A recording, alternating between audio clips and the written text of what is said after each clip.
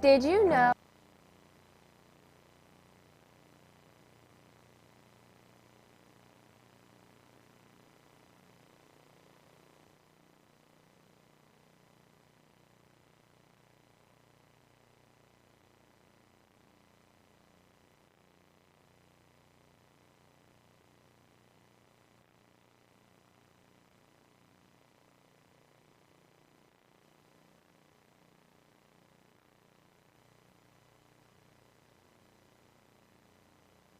Did you know that missing 2 days of school per month has a negative effect on student achievement?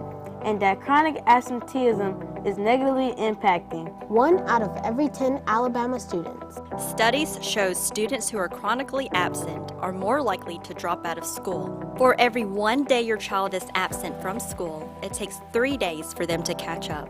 So if I am not sick, make sure I'm at school, because missing school means missing out. Part of the experience of going to the Mobile Museum of Art is that it's there for everyone. Art is there to inspire, to give you other perspectives, and to make you think outside of yourself. The museum offers a critical service to the culture of the community. It's providing the opportunity to have eyes open.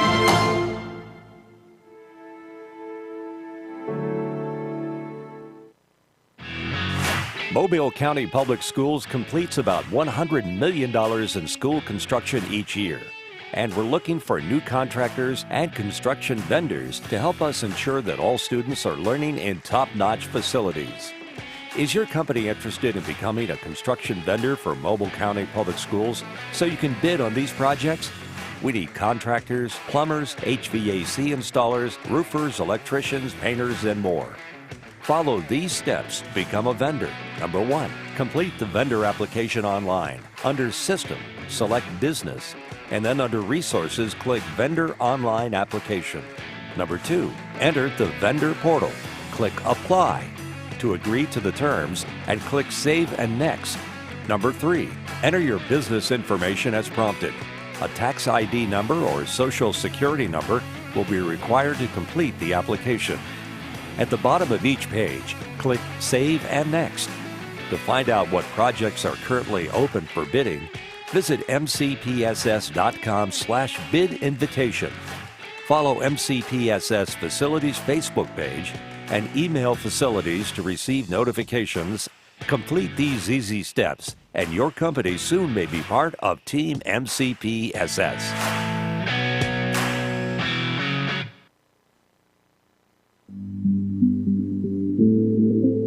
Mobile County Public Schools, the place that has it all. We have 90 schools that include rural, urban, and suburban schools of various sizes. We are also home to Alabama's first public school. We welcome you to come join our winning team. Our district is led by the 2020 Superintendent of the Year, Mr. Kressel D. Threadgill. Our teachers are leaders in their profession who are afforded numerous professional development opportunities. Our principals are collaborators and encouragers. Our schools are leading in innovation and instruction. And most importantly, our students who are learning today, leading tomorrow, are simply the best. If you want to live in a historically rich city near beautiful beaches with superb Southern hospitality, we invite you to come teach with the best, Team MCPSS.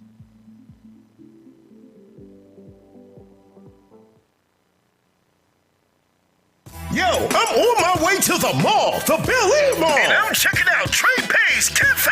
Trey Pay's is so much fun. They got the fanciest snowballs on the planet. Plus a loaded quarter-pounder beef fry. Trey Pay's Cafe. The nachos are slamming and the fries are banging. Don't forget desserts. Deep-fried cheesecake bites, deep-fried Oreos, and a whole lot more. It's the food that makes you feel good. Trey Pay's Cafe inside the Bel Air Mall. Come now and come hungry. High school students, are you looking for a way to become a better leader? Then the Junior Officers Training Corps may be what you're seeking. If If you would like to develop self-reliance, learn ways to be more responsible, and improve your communication skills, you can do that and more when you register for the Junior Officers Training Corps. The JROTC program is available to all high school students in Mobile County. JROTC, we build a better you.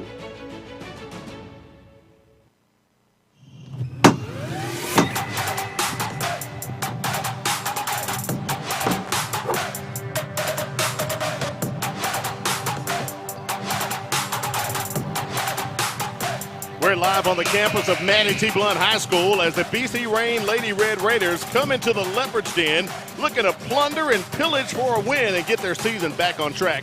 But the Lady Leopards are ready to defend their home hardwood and send BC Reign back to the dip, empty-handed. Who will get the win? We're about to find out in our season opener of Tuesday Night Hoops on the MCPSS TV network. Good evening, I'm Al Whedon, joined by the legendary coach, Ronnie Arrow. We're glad you're with us. Coach, it's that time again. We're back for the hardwood action. I'm going to have to get on a stand up and get even with you.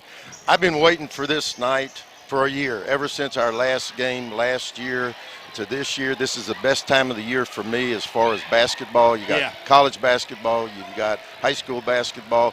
But if you want to get out and see some good basketball, I know that there's some good players in this area. We've worked with them in the classroom. But the bottom line is, if you can't get out, every Tuesday night, we're going to be here for a game for you to see. That's right. Tuesday Night Hoops, myself and Coach Ronnie Arrow bringing you the action. And speaking of the action, Coach, we got to find out who's going to get the win tonight. Let's check in on your Arrows targets and what do they need to do to get that win. Well, tonight, these are keys for winning for Blount and for Reign. Reign, protect the rock. Unfortunately, they're turning the ball over 30 times a game, so that's not good. You can't win too many games like that. The charity line, they're shooting 30%. Blount likes to press and score. That's half their points. They've got to be able to get points off of their defense. They want to run 2-2 zone. They want to score off of it. So we'll be checking in later on to find out about those particular targets and see if they hit them. Moment away from tip-off here. One cool thing that's happening this season, Coach, we have a new rule change. The 1-and-1 is done. It is gone. So you got to notice tonight and pay attention, folks.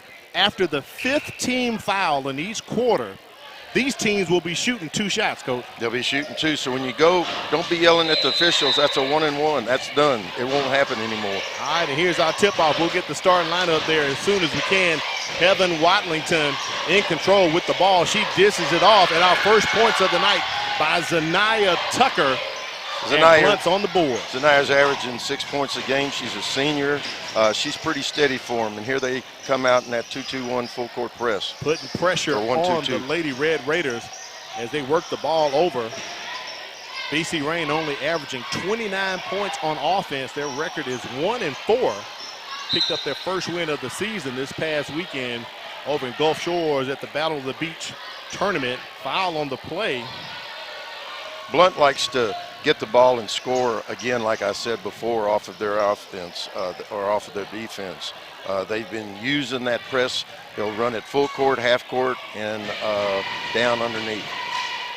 At the line shooting, Kiera McPherson. She leads the team in scoring with 13 points per game. She makes the first. That foul on Zaniyah Torrey, who is back in action, Coach. She's been out injured for Blount. It's going to remain BC Reign's basketball. Here's a look at the starters for tonight. Action already underway for BC Reign leading scorer Kiera McPherson. She was just at the line along with Mikaria Lalande, Kiera Davis, Carrion O'Donnell, and a late scratching start. Maya Crawford gets the start over Sierra McCorvey for the Lady Red Raiders. Ball is out, and it's going to remain with BC Reign. And starting tonight for Blount, Heaven Watlington, Zaniyah Torrey, Brianna Wyndham, Zaniyah Tucker, and Ken Wesley down low. She's the tallest Lady Leopard at 5'8", just a sophomore, Coach Arrow. Here comes that press again and a turnover. Remember what I said at the beginning of the game, that BC Reign's are going to have to take care of the ball. They cannot turn the ball over 30 times because this is a very quick Blount team, and they're going to try and just do the opposite, get to a turnover. Watlington drives in down the lane, shot no good. They get the rebound. Getting to the hands of Brianna Wyndham. She's got some good handles as she's going to run point right now. Screen set up by Tucker. She rolls off the screen, penetrates, dishes back to Tucker, and they get the foul on BC Rain. Tucker is a very physical player. She's going to go to the boards every time, and when she has the ball, she's going to take the ball to the hole. She wants to get fouled. She shoots a lot of free throws. First foul on Kiera McPherson. That's one team foul for each team. As we said, after the 5th team foul in each quarter, these teams will be shooting 2 shots. The 1-and-1 is done, no more. You know, because of that rule change, there's going to be a whole lot of teams with a whole lot more of sideline out-of-bounds plays that they're going to have to be putting in because of that rule change. And an opportunity, Coach, to rack up some points if they can, if you're good shooting from the charity stripe. Right. You can either improve your charity or not help your charity because you're going to be shooting more of them. Tucker makes 1 out of 2. Here's that 1-2-2 press again. Tell you what, so far, BC Rains hasn't turned it over but one time. Nice shot. I think ponytails should only be used that they can go down to the shoulders so we can see numbers. I agree with you on that, Coach. It can be quite difficult at times. Nice inbounds pass, just too high for McPherson. Pressure from the Lady Red Raiders. BC Rains is always around the ball, not just one, but 2 of the girls going after the ball at all times.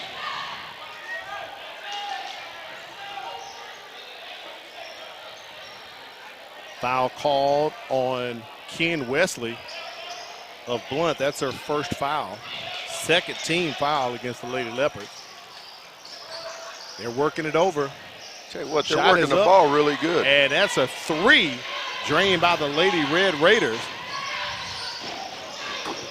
Nice shot right there by Kiriana Donald. Number 3 is going to have, or Tori's going to have the ball in her hands a whole lot. A lot She of will things go after her. Nice play down low. Brianna Wyndham got the ball, took the ball straight to the hole. Very nice play. Foul is called against BC Rain. That's their 2nd team foul. Foul on Maya Crawford, picks up her first as she got the start tonight. Wyndham at the line and makes the first. In Alabama, do you have to call backboard? You have to call the backboard. Okay, Coach. Well, I didn't see her do it, but it went in. But I'll say this, she put it right in the square, too. I wonder if she practices it that way. Maybe she went to the classroom last there you week. Go. I might have to start teaching them like that. Loose ball goes out. It will be BC Rains basketball. Brianna Wyndham, she is a little gnat. She's going to be constantly going after you, going after the ball. She's going to be a big pest to whoever she's on.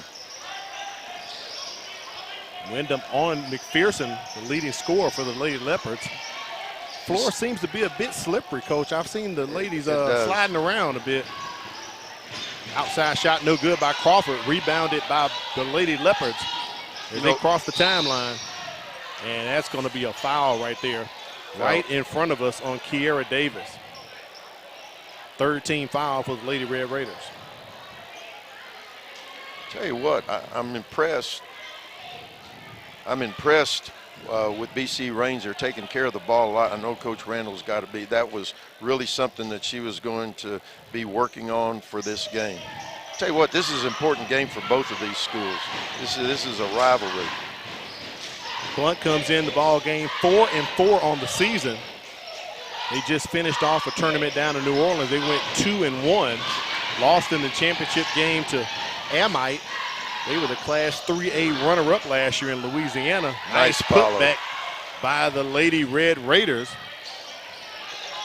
And they're up 6-4 right now on top of the home Lady Leopards. Makara Leland is the one that followed that in, put it in the hole very nice on an offensive rebound. Stop, pop, and drop by Watlington as she lays it in. Ties us back up at 6 as we approach 4 minutes here remaining in the first quarter. I don't want to say it too much, but I can't say it enough, Coach. When you reach your 5th team foul, the opposite team is going to be shooting 2 the rest of the quarter, and that's every quarter. So that's a new rule change instituted by the state this year. You know, it was funny because I went to a game the other night, and two of the people in the stands were yelling at the official, "That's a 1-and-1! Don't you know that?" And I just felt so bad for the official. He finally looked at her, and then I think somebody told the fan. Down low move right there by Ken Wesley, comes up short. Ball goes out of bounds, and the possession will go to BC Rain. Yeah. Kim Wesley is another physical player. She likes to get in there. You're not going to knock her around. She just got hit pretty good, and she withstood the hit. Wesley checks in at 5'8", just a sophomore. As I said, she's one of the tallest Lady Leopards on the floor. There's on. There's that 1-2-2 full court press. Forces a travel, Coach Arrow. Forces a travel, so that's another turnover. That's actually only 2 turnovers so far. So, you know, if they can just keep it at that, 2 turnovers, 3 turnovers, a quarter, they'll be in good shape. Substitution checking into the ball game, Alexandria Clopton for the Lady Red Raiders. She's a 5'6" freshman. She's going to get her some action tonight right here at the 4-minute mark, the halfway point of the first quarter. Al Whedon, Coach Ronnie Arrow here on the campus of Maddie T. Blount, giving you our season opener for Tuesday Night Hoops. I like that title right there. Tuesday Night Hoops. There. Wesley shot no good, gets on rebound, kicks it back out. Oh, going nice. Down the middle, down the lane. Torrey cannot convert. Loose ball, back to Torrey. Wide open, down low in the paint. Heaven Watlington. I like that name, Heaven. Maddie T. Blount in the lead right now, 8-6. There's McPherson, and her handle is stolen by the Lady Leopards. Kiara McPherson just put that ball right down in front of the defense, and they took it right from her. Nice feed down low to Zanaya Tucker for the easy bucket. Now here they need to be careful because they can't let this thing. It's 10-6 right now with 3 minutes to go. They've played a good first quarter. They need to just get it. Yeah, you're right. The inside was wide open. It was wide open. That hesitation right there by the freshman caused that turnover to be made. Another turnover. Right down. Nice. Oh, and cannot convert Torrey. Torrey, nice Euro. How about that Euro? It was a Euro, our first one for tonight. All kids like the Euro. Timeout on the floor, 30-second timeout called by the BC Rain Lady Red Raiders. Coach Brandy Randall. Now, Coach, this is kind of funny. I'm going to call it the night of the deuces. We know it's Tuesday. It's the 3rd day of the week, but some people call it the 2nd day of the week. Listen at this ironic thing. All of the coaches tonight are in their second year of coaching at each school. How ironic is that, Coach Arrow? That's something. That's irony right there. That is something else. Brandy Randall in her second year. Coach Sashel Mays Johnson in her second year at Blount. You're very observant. Well, Coach, I try to be on top of things here on the MCPSS TV network. You know, it keeps us entertained, you know, as we have all this action unfolding. It does. I'm just so happy that the network has chosen this year again to do the TV games. It's so important for the kids, for the coaches, for the schools to be able for people to see the good talent. I'm going to try every week to have a couple names for people to watch at different schools. There is some very good young talent in this town. It is. And I'm looking forward to seeing it. Some of the ones that come to the classroom, I'm anxious to see them do the moves in games. Out of the timeout, shot blocked by McPherson. They've got a 3-on-1. There's the freshman as she gets it in. Alexandra Clopton, 5'6" freshman, her first points of the night for the Lady Red Raiders. And you know what? She's not averaging any points. So hopefully she'll have for a freshman to come in, hopefully she'll have a good game, get confidence. Torrey swings it over. It is stolen by BC Rain. Nice Macaria Lalande with the steal and score. And just like that, we're tied back again at 10. Macaria is 5'5" junior. Really working tonight, going after the ball, taking that ball to the hoop. Nice pass down low. Brianna Wyndham. They threaded that one to her. That was sweet, Coach Arrow. That was. Another close game, 12-10. Approaching 90 seconds remaining here in the first quarter. Cannot break the press right there. Easy bucket coming up for the Lady Leopards. Zanaya Tucker lays it in. She read that thing perfect. I mean, she knew that thing was going to be passed there before they passed it. And there's turnover by BC Rain. Just moments ago, we were tied at 10. Now BC Rain's down 4. And moments ago, BC Rain's only had 2 turnovers. They now have 5. That's right. In a blink of an eye, it can happen that quick. They cannot turn the ball over 30 times like they've been doing against BC Rains. They've got to take care of the ball. Nice pass. And that's great ball movement right there that they pick up the foul. Tamaria Prather, averaging 3 points a game, senior, 5'8". That foul called against Carriana Donald, her first. And that's the 4th team foul against BC Rain. Well, that's nice to see nice passing like that. And Prather's first attempt is no good. For people watching, you know, form and stuff, she needs to get that ball up just a little bit more. She's shooting a little flat. Get that ball. Misses both of them. Tell you what, the officials are letting them play. There's been some fouls that hadn't been called. Traveling on the play. And Blount's going to benefit from this quick turnover right here, right below their basket. Try to get those 2 points back that Prather missed on the free throw. Oh, nice shot block. Blocked by McPherson. Her 5'11" frame. And good movement, transition play right there. Easy bucket by Makiria Lalande. McPherson, 13 points, sophomore, averaging 13 points a game. Got that rebound. Very nice move. Evan Watlington. I don't know about a Euro, Coach, but it definitely went through the cylinder. Taking that thing to the hole. No mercy. Wow. That's the way to hit it to the middle. They got to get backside. Clopton with the rebound. Coach, they're going to have to get someone in here to sweep this floor because these young ladies are slipping and sliding. Yeah, they really are. On the hardwood tonight. I don't know if it's humidity out there or needing sweep, whichever, but they need to do something to it so nobody gets hurt. I saw the football coach, Ray Nelson, here. Maybe I can get him to grab a broom during between the quarters. Nice pass down low to Tucker. Good assist right there from Brianna Wyndham. Tori did a great job of hesitate, dribble, getting to the hole, and then passing off for a nice assist. Clopton. And just like that, the first quarter is over. Blount on top 18-12, a very competitive first quarter. We'll take a break and be back and bring you second quarter action for Tuesday Night Hoops on the MCPSS TV network. Hey Alexa, tell me about Mobile County Public Schools. With 53,000 students in 90 schools, Mobile County Public Schools equips and empowers college and career-ready graduates. Several MCPSS schools are ranked among Alabama's top 10.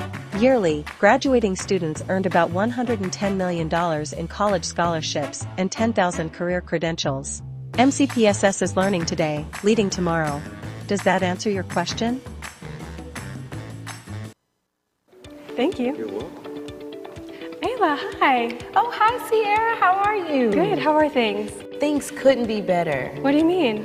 Well, I just started this new job as a school teacher with the Mobile County Public Schools, and it has been a life changer. Great benefits, the hours are great, and great students. Just overall, it's a great opportunity. Oh, wow. That sounds great. Yeah. I'm going to look into that. You should. For more information, visit mcpss.com/job opportunities. MCPSS has a podcast for parents. Join host Renee Phillips and her special guests each week and stay connected to what's happening in our schools. Learning Leading Now is available on Spotify or your favorite podcast app. After one, BC Rain's down 6. Coach Arrow, very interesting first quarter we had. Very interesting. One of the Arrow targets was for BC Rains to take care of the ball. They are averaging 30 turnovers a game right now. It's at 6. They were doing really good. They're only 6 down. They take care of the ball. They give themselves a chance. So, Coach, just like we told everyone in the beginning and during the quarter, after your 5th team foul, you'll be shooting 2 shots. If you look at the scoreboard, they have not cleared out the fouls from the first quarter. So and the shot clock operator hadn't got on the right page yet. See, they almost wasn't going to call that one. Yep. So that's a foul right there committed by BC Rain. Looks like Kiera Davis picks up her second foul, and that should be the first team foul in the second quarter. And the shot clock operator puts up a 5 rather than clearing them out. So that should be the first team foul against BC Rain. At the line shooting is Denia Torrey. But I'm going to keep up with it on my little cheat sheet here. Oh, there you go. There you go. Denia Torrey, left-handed shooter, hard worker, good assist player, and shooting 33% from the three-point line. So far, I have Blount 2 for 7 from the charity stripe tonight. Yeah. And for whatever reason, she's only shooting 33% from, well, I take that back. She's a better free throw shooter than that. She just missed 2 free throws.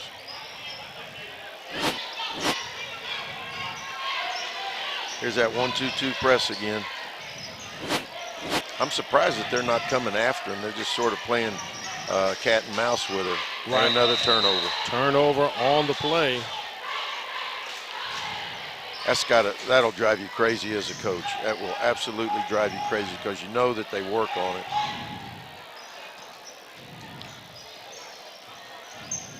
Coach Randall came out of retirement to be able to come back and coach this team. She does a nice job. The girls just got to buy into what she's been teaching them. Watlington with the move, no good. Coach Randall's been 18 years at BC Rains. Not coaching, right. Coaching, but there 18 years. Loose ball, and Blount recovers. Slip again. And no one didn't wipe the floor, Coach. I may have to contact Principal Woods, put my spot vision. I see him sitting in the corner over there. They have to pay you too much. They're not going to pay you. You're too expensive. Foul on the Tyra Duncan, her first foul, second team foul. Tell you what, for Torrey, BC Rain, and I think the officials are now going to go to the scorers table and tell them to clear the fouls. BC Rain should have 2 team fouls this quarter. Yeah, from now on. Torrey gets that one to drop. So far, Blount 3 of 9 from the free throw line. She's averaging 10 points a game. She's a senior, hard worker. When she scores, she deserves the points, but she gives up a lot of assists. Nakiria Lalande checks back in for BC Rain. She drains both of them there. Right now, BC Rains has to be concerned that this thing not getting away. McPherson almost stolen kickball. They didn't call it a kickball. And can Blount survive it? And they do get the ball back into play in the hands of Watlington. Back over to Torrey. Her three's no good. Ball is tipped, is going to remain with Blount. Right. Now to make everybody, or to let everybody understand about that, it's 5 fouls every quarter. That's every quarter, 5 team fouls. Every quarter. It doesn't, you get 5 fouls in the first quarter, where it carries over to the second quarter. It's not like that. It resets. Yes. And that's what the official went over and told the scorer's table. So good job on the crew tonight. See, Torrey got fouled on that. She went up with that left hand. They fouled her on her right hand, but no call. Jerry Lowe, Michael Grimes, and Robert Stokes handling the action tonight. And I'm glad they caught it early before. And what would have happened, Coach, it would have the numbers would have been skewed. They would have had to go to the official scorer's book to find out how many fouls they actually had at the time. Exactly. And this foul is going to be against Blount. I believe Heaven Watlington will pick up her first. And that's the first team foul against the Lady Leopards this quarter. At the line shooting, Nakiria Lalande. She dribbled that thing just about half court all the way in, attacked that hole. Lucky they got back and fouled her, because that was going to be a for sure 2 points. Checking back in for Maddie T. Blount, number 10, Zanaya Tucker. Tucker's a 5'8" senior for these Lady Leopards. You know, the Lady Leopards, they have to press. They have to get points off of their press. They're averaging 53 points a game with 24 rebounds, and 53 of those, a lot of those points are coming from their hard work on defense. For all you youth players, watch and see how hard these girls work on that press. They don't just stand around in it, they work at it.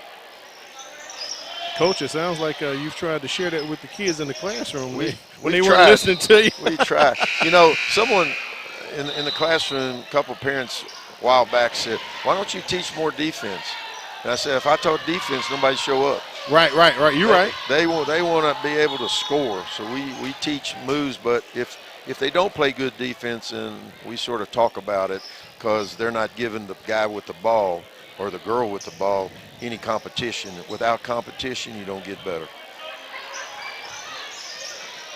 Pressure on Clopton, the freshman. Her shot is blocked by Tucker. Lady Leopards on the move. Clopton missed that driving layup, and here we go again. And Blount returns the favor. Mercurial Leland cannot get the steal and score. Johnny on the spot. McPherson down low. That was a great effort. Great effort by Leland. I think she got 2 offensive rebounds on that one play. They need to make these. I believe that foul is going to be on Brianna Wyndham of Blount. That will be her first. Free throw, no good. Second team foul against the Lady Leopards this quarter. League needs to take their time. They need to got to make these free throws. I get back to my coaching days. You want to see them take care of the ball, do the things that they hadn't been doing. But again, that problem they've been having, 30% from the free throw line, 30% turnover, or 30 turnovers a game, it catches up to you after a while. Wesley shot no good. Wide open for the transition bucket. Too high off the glass for the freshman Clopton, but a nice putback in by Duncan. Timeout called by Satchel Mays Johnson of Blount. She wants a 30-second timeout to discuss it. Look at a replay right there, Coach. Way to follow.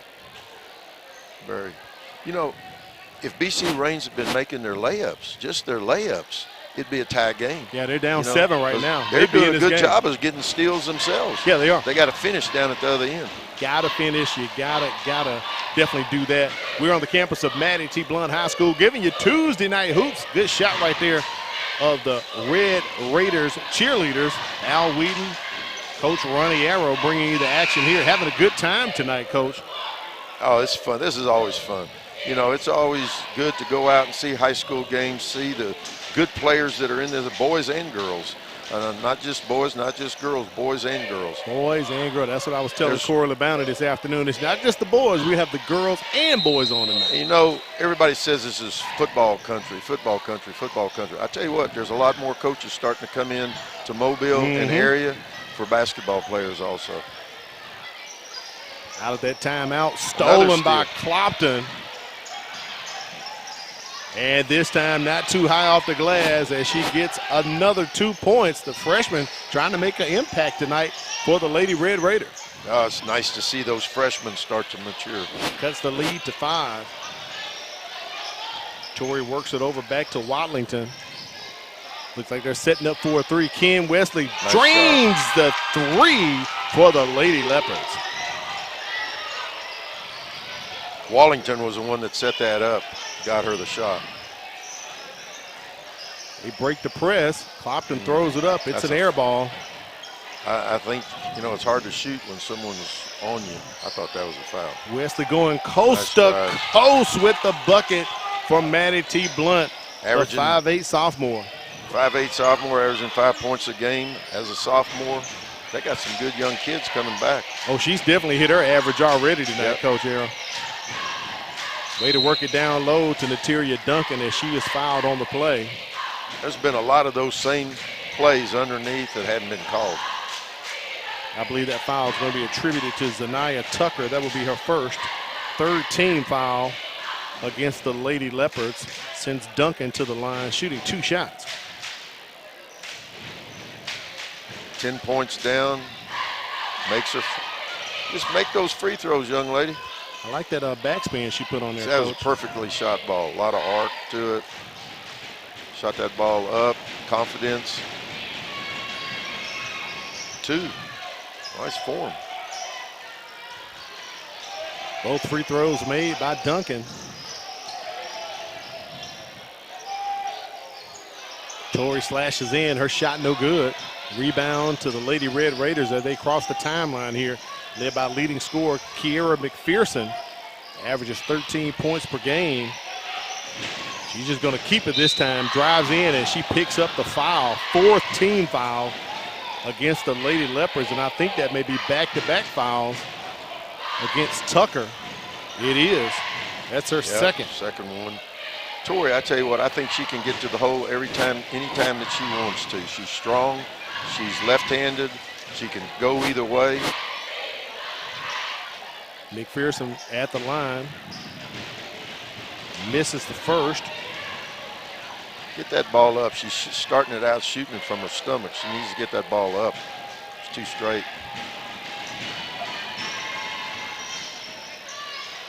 Misses both of them, but BC Rain gets the rebound. I love Tori.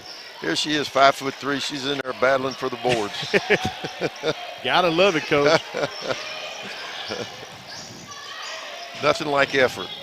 You can be good, you can be talented, but without effort, you're never going to be the player that you should be. 3 minutes remaining here in the second quarter.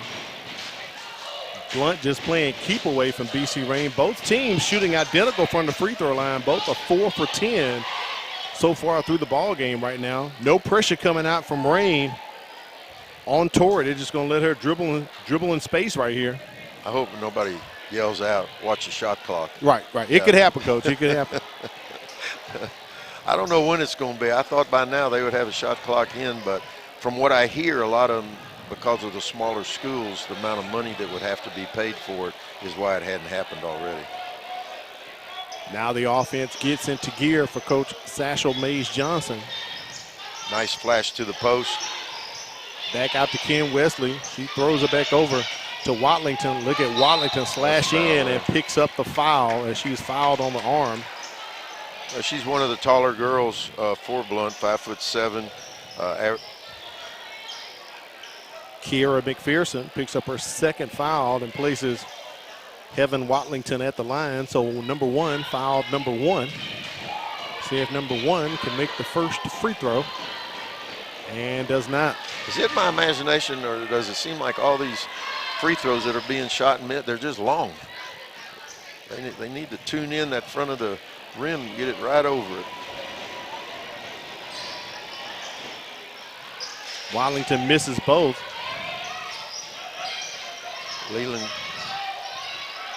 Pressure on McPherson, and she's called for traveling. The Lady Leopards put her in a double tag team situation and put the pressure on the coach. Squeezed her out and caused her to move those feet, so it's a turnover. I have 8 turnovers for BC Rains and 6 turnovers for Blount, so it's staying pretty close. 3 put up by Ken Wesley comes down no good. Another foul. As Tucker is fouled on the play. Now that should be a shooting foul. That is the 4th team foul against BC Rain. Carriana Donald with her second foul. They're going to say it's on the floor. They didn't hear me. That Tucker was not shooting. They didn't hear you, Coach. They didn't get the email. No respect. Quick 3 off the bank by Jayla Porter. She's a catch and shoot player. She's shooting 37% from threes, and that's something Coach Johnson told me. She's going to get it and shoot it. She just made her average. She's averaging 3 points a game as a junior, 5'6". It's been a while since BC Rains have scored. They've got to find some ways to score, whether it's on defense or offense. They've got to start scoring. They don't want this game to get away from them. Down 11 right now. 90 seconds remaining here in the second quarter. Ken Wesley feeds it down low to Portis. Quick shot right there. Came up nothing but air. Tucker shot doesn't hit either, but it's going to remain with the Lady Leopards on this end. They changed defenses. They went to a 2-3 zone, and Blount did a good job of flashing the post, and they got the ball to her. Oh, nice spin down move. low to Wesley with the spin move off the glass. Counted for Maddie T. Blount. Ball stolen. Tucker with it. She decides to keep it.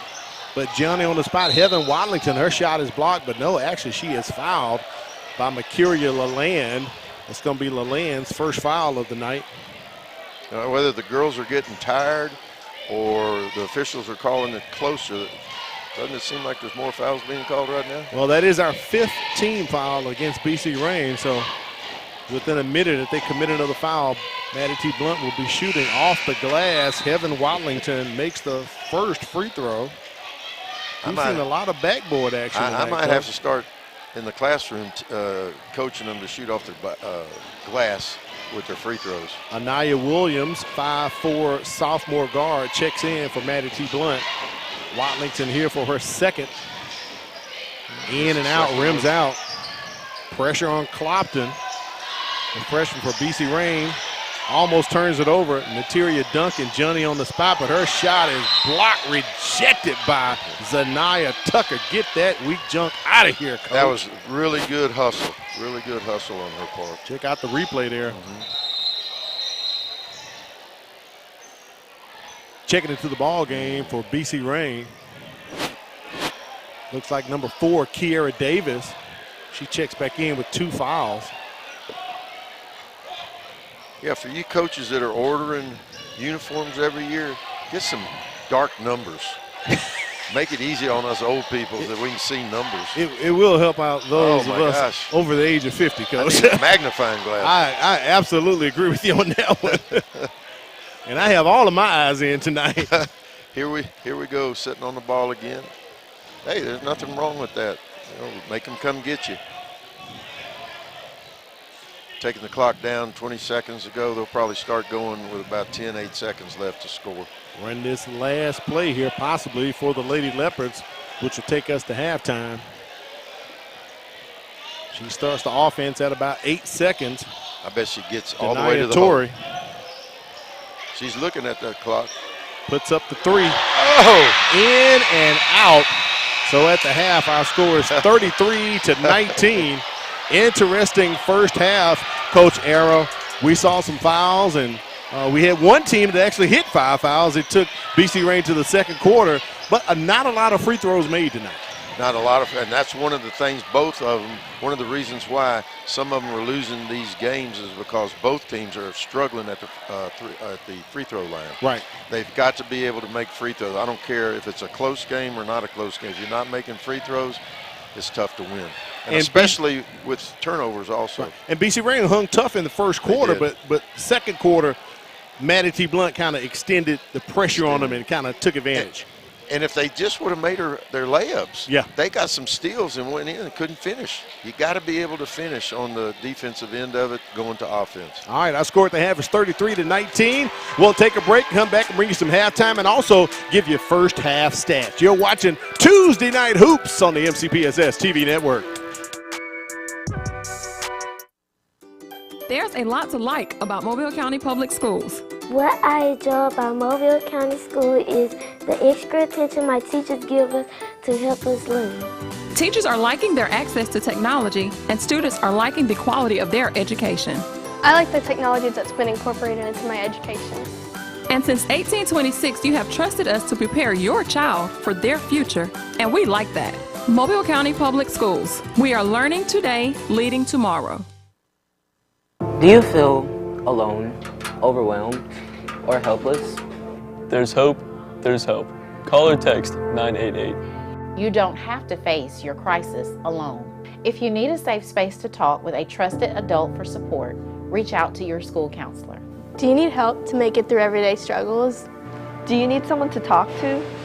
Call or text 988. Your social emotional wellness is worth it. Remember, there's hope, there's help.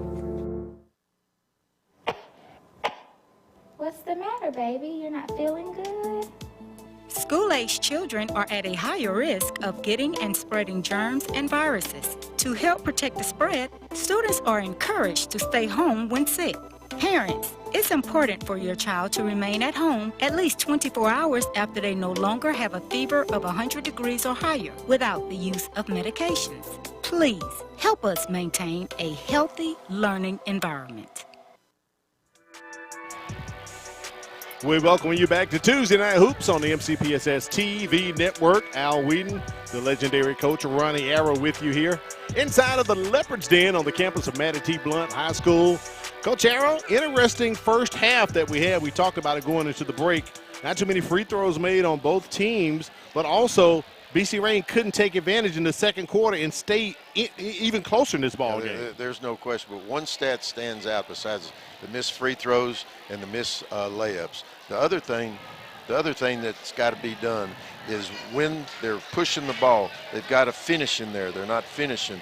But the turnovers, for BC Rains, I have them for 12, and for Blount, I have 7. So that's a 5-point difference there. That's a difference of 10 points. They're, 14 points down? So, you know, if they just take care of the ball. And look at our halftime stats right here. On threes, 1 for 3 for Maddie T. Blount. Look at your field goals. That kind of tells the story. 11 for 15, good percentage that the Lady Leopards are shooting. But look at the rebounds, Coach, that BC Rain has. 11 rebounds to 12. They're just not getting those layups and hitting free throws like you said. Yeah, there's no question. The two things that we said that BC Rains had to do is they had to score off of their pressure defense, and they're doing that. And what we said about BC Rains, they cannot turn the ball over, and they've got to make free throws. And the difference in the game are those two stats. All right, we'll take another break, come back, getting closer to the third quarter. You're watching Tuesday Night Hoops on the MCPSS TV network.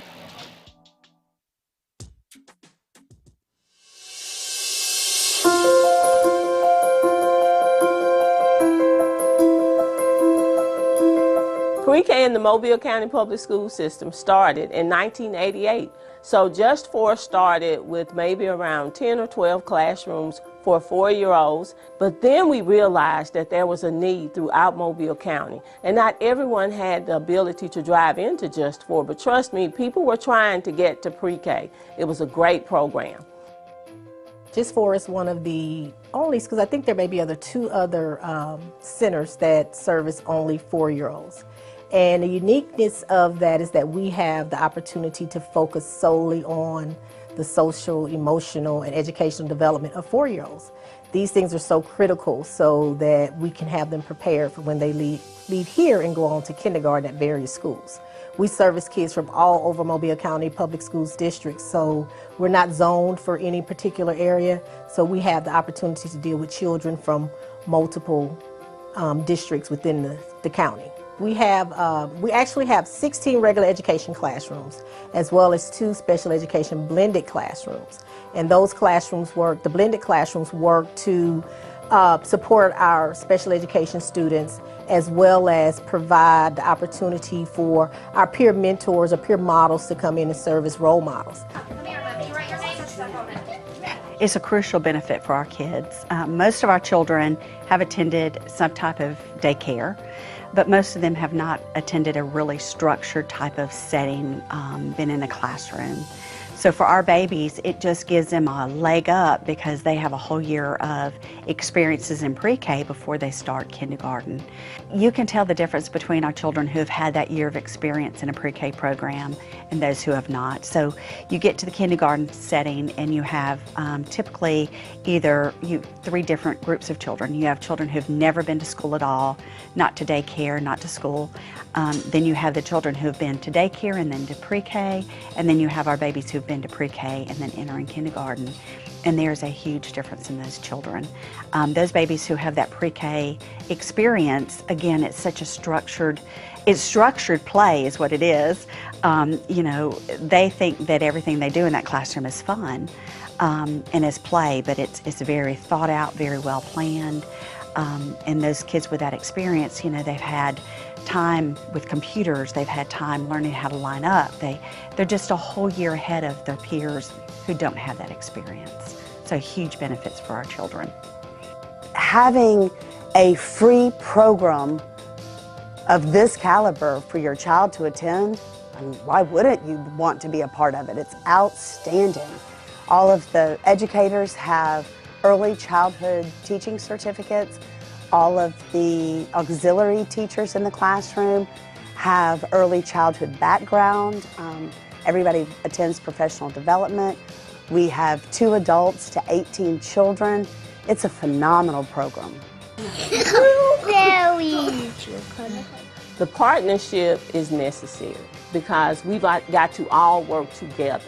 Whether you are a standalone facility, whether you are Head Start, Mobile County Public School System. That partnership is essential to our children, and that's what this is all about. It's about our children. It's about them having quality programs, because when they do well in pre-K, we know the data, we know what the studies show, that those students are more likely to graduate and graduate on time. And those students are also going to be more adjusted and ready to serve, ready to lead, and ready to learn.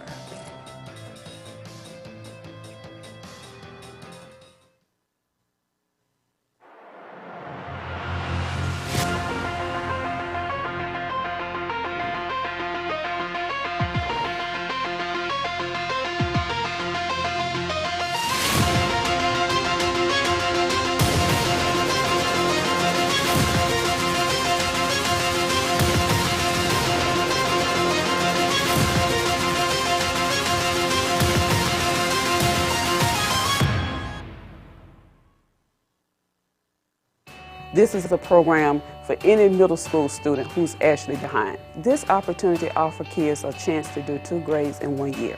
If it wasn't for Star Academy, I would still be in 8th grade and probably still struggling. We are one-on-one.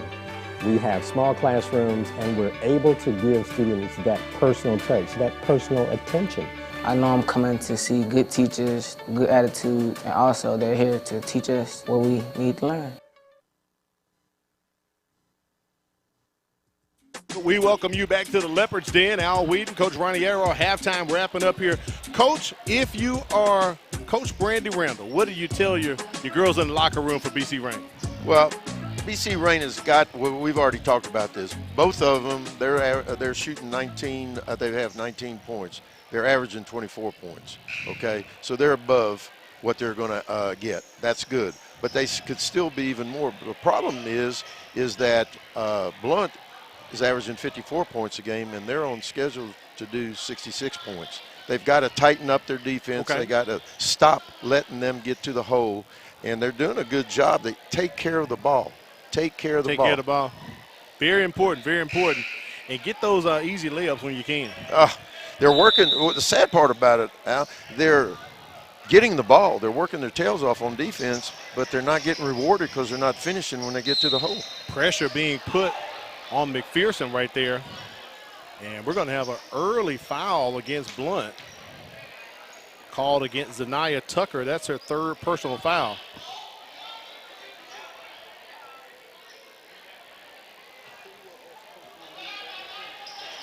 We're taking the ball in. They're back into a 2-3 zone. Nice pass, getting the ball inside and a block. But blocked by Cam Wesley. It's going to remain BC Rain basketball. Good ball movement. They got a good, easy shot. Could have very easily been called a foul, but they didn't.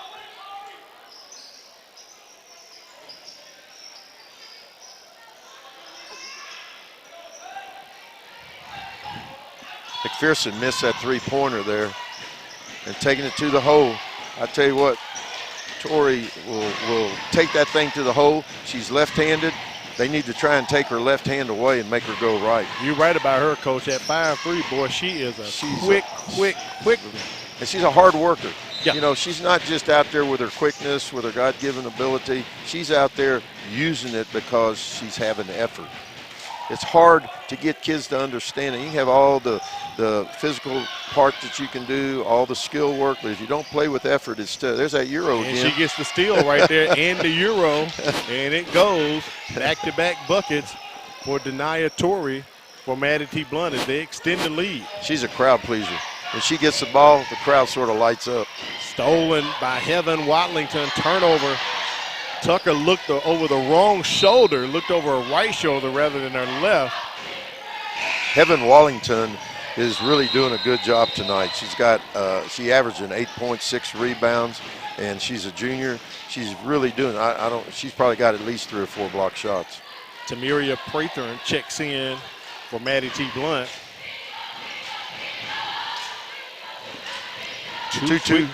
2-2-1. Actually, it could be a 2-3, but they set it up as a 2-2-1 half-court trap.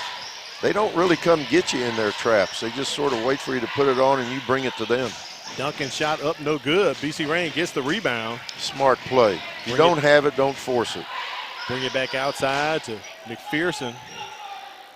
She swings it over to LaLanne. A little pressure right there from Tori.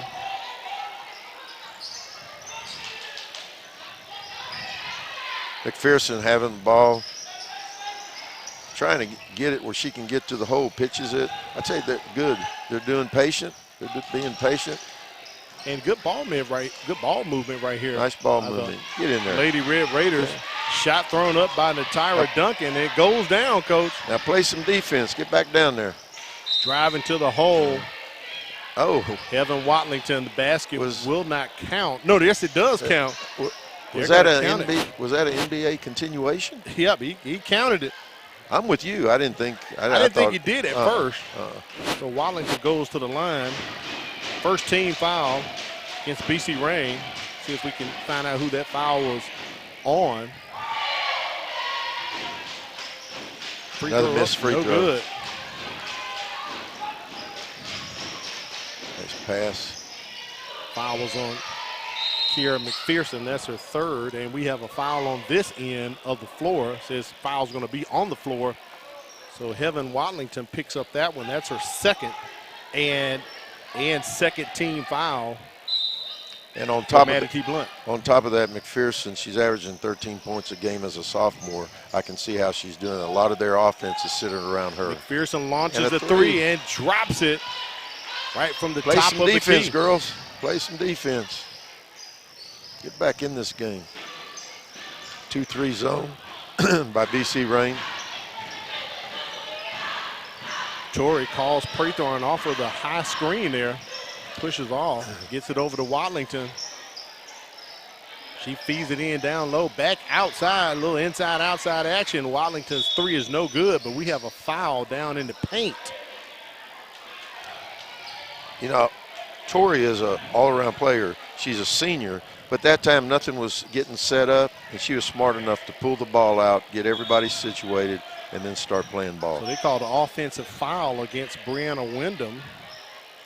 Here's that 1-2-2 or it press. could have been on Praythorne, I believe. But it is the third team foul against Maddie T. Blount.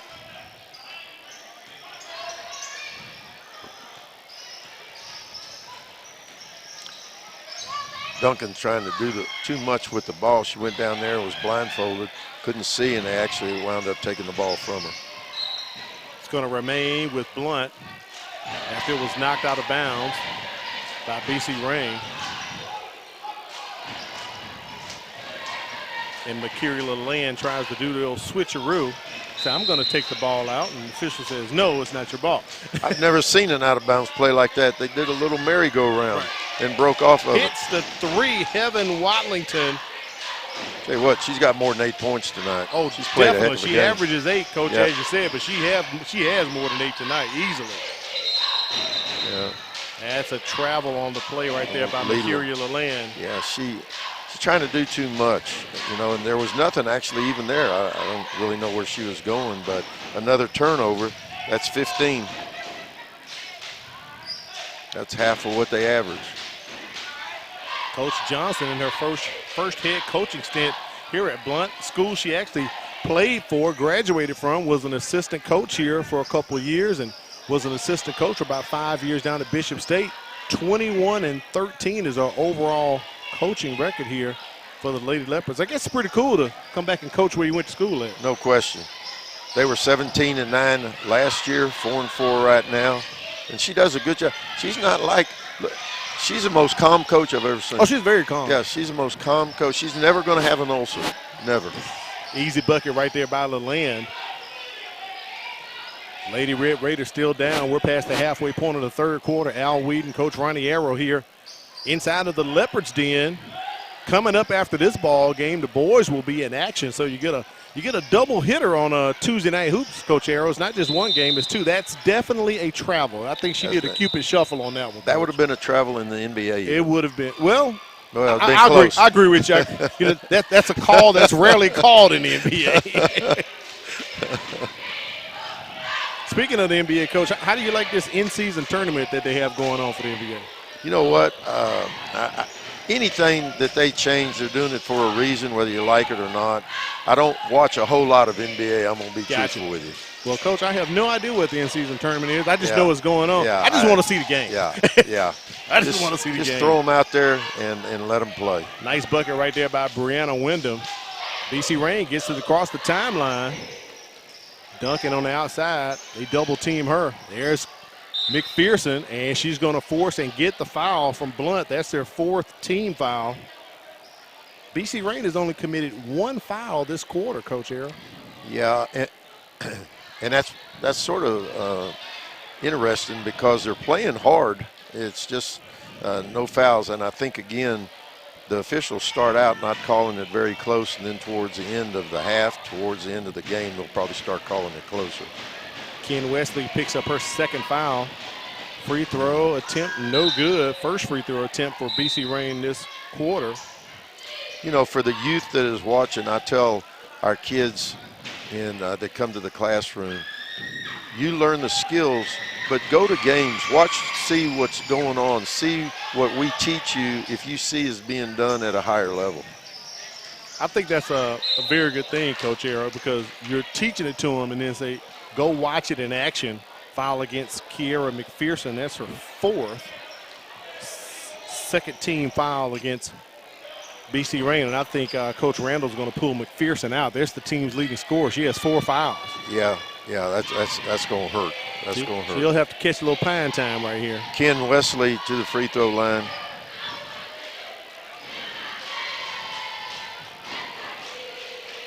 Misses her first. She's an 80% free throw shooter. Yeah, BC Rain, they're averaging 29 points a game, and they got 26 right now. Timeout on the floor. This is a full timeout. We'll take a 30-second break and be back. More action headed your way for Tuesday Night Hoops. Thank you. You're welcome. Ayla, hi. Oh, hi, Sierra. How are you? Good. How are things? Things couldn't be better. What do you mean? Well, I just started this new job as a school teacher with the Mobile County Public Schools, and it has been a life changer. Great benefits, the hours are great, and great students. Just overall, it's a great opportunity. Oh, wow, that sounds great. Yeah. I'm going to look into that. You should. For more information, visit mcpss.com/job opportunities. Want to learn Spanish? No problem. Join Carlos Holly weekdays as he makes learning to speak Spanish fun and incredibly easy. It's Spanish for all levels and all ages. Tune into Ay Caray. Let's learn Spanish right here on the MCPSS TV network. You are right here for Tuesday Night Hoops. Blount all in control, Coach Arrow, 44-26 here in the 3rd quarter. You know, because of the stats when we first started, you sort of expected this, but when the game started, it was a ball game. It was a ball game. You know, I was surprised. This score right now is not indicative of the way the game started. But again, if they would just be able to score, but like you said, the leading scorer, McPherson, is on the bench now. She didn't come back in yet, did she? No. Yes, she is. She's back in the ball game. I believe she may have checked back in. Yeah. She has 4 fouls. 4 fouls. Nice and form. Coach Mays Johnson pulls all of the Lady Leopards off of the line as Ken Wesley hits that 2nd free throw. Boy, she's got a pretty form. That probably would explain why she's an 80% free throw shooter, Coach Arrow. Yeah, you're the freshman exactly throws right. up the 3. Alexandra Clopton shot no good. Put back no good as well. McPherson in there fighting for the rebound. And they're going to say it's a tie-up on the floor. Possession arrow favors the home team, Maddie T. Blount. It looks like things are going Blount's way right now. Right now, if this thing is, you know, it's already double, just about double. But the bottom line is that if it's going to get even worse, BC Rain has got to start pulling it together, making the easy buckets, and getting some points off of their defense. Nice ball movement there. There she is. Torrey tried to feed it down to Wesley. I think Wesley stepped to the wrong area, Coach Arrow. Yeah. She went right rather than left. When she gets in there around the Valley of the Giants, she's got to make some good decisions with some step backs, or she's going to have to do some power moves in there and draw some fouls. Or it could have been, the ball could have been tipped out by BC Rain. Truthfully, it's Blount's basketball. Truthfully, I thought she was trying to shoot it. I thought she was actually trying to pass it and Wesley moved, but whatever it was didn't work. Oh, nice. Long 3 right here from Torrey. Shot no good. That's going to be a foul over the back right there on Kiriana Donald. Yeah, that's a good call. That's a good call. Picks up her third foul and third team foul for the Lady Red Raiders. Foul's going to be on the floor, so a non-shooting. That's what happens when you do a box out. Make those people, if they're going to rebound, make them come over your back. Watlington gets out of the corner but loses a dribble. And look at Kiera McPherson. The smart play bounces it off of Ken Wesley, so that's a turnover. It'll be BC Reign basketball.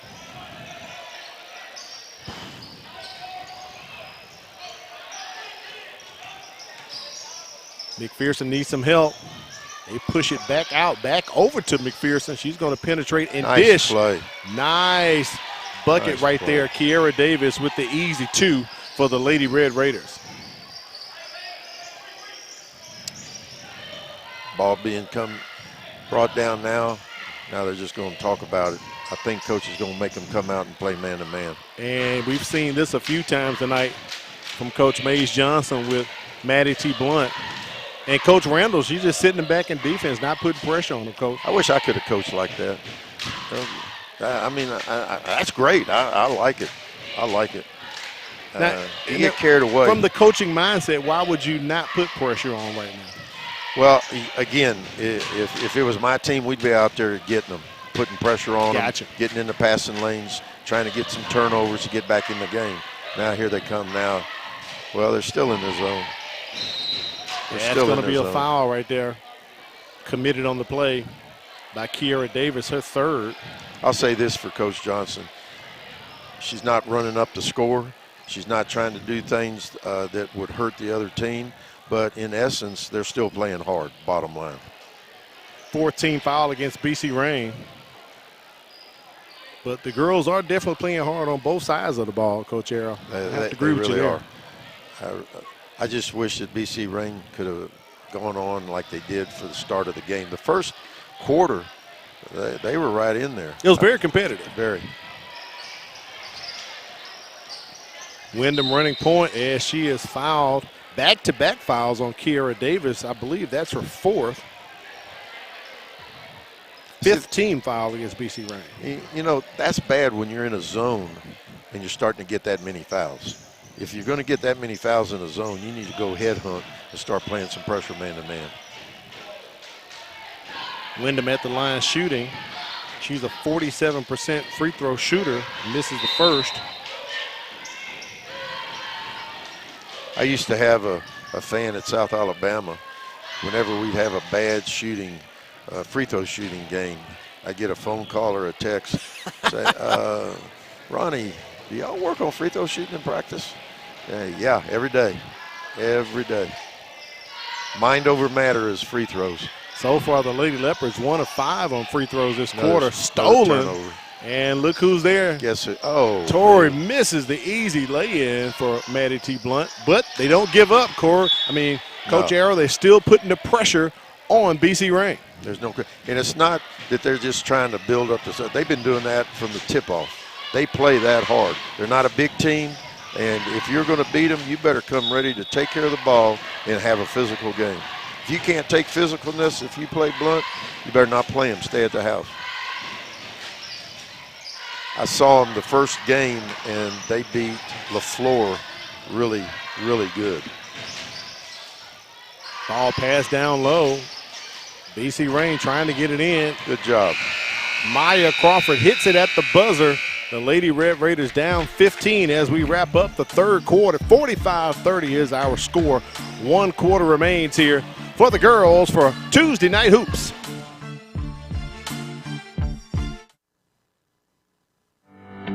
If you look at the numbers, Mobile County Public Schools is making great strides. With more than 53,000 students, 7,000 employees, and 90 schools, we are consistently increasing our 4-year graduation rate and our first-class pre-K program. We continue to strive for national recognition and continue to prepare our students for the global workforce. And we do all of this with one goal in mind, to equip and empower college and career-ready graduates. Mobile County Public Schools. We're learning today, leading tomorrow. Our children with special needs deserve a place to play. That is why we are coming together to build the Miracle League of West Mobile Schmidt Family Park. It will include a special needs ball field and playground, regulation baseball and softball fields, and more. We have raised more than $1 million and construction will start soon. But we need your help to complete the project. Visit mcpss.com/Miracle League to donate and to learn more.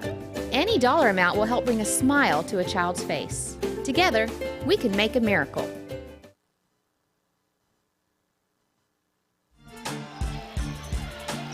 We welcome you back to Tuesday Night Hoops on the MCPSS TV network. Al Whedon, Ronnie Arrow on the call here inside of the Leopards Den. BC Rain down 15 points starting the fourth quarter. Oh, trouble. And the young freshman gets called for the walk. Coach Arrow, Another Alexandria turnover. Clopton. And you pull out your special turnover pencil there. Right now they're at 18.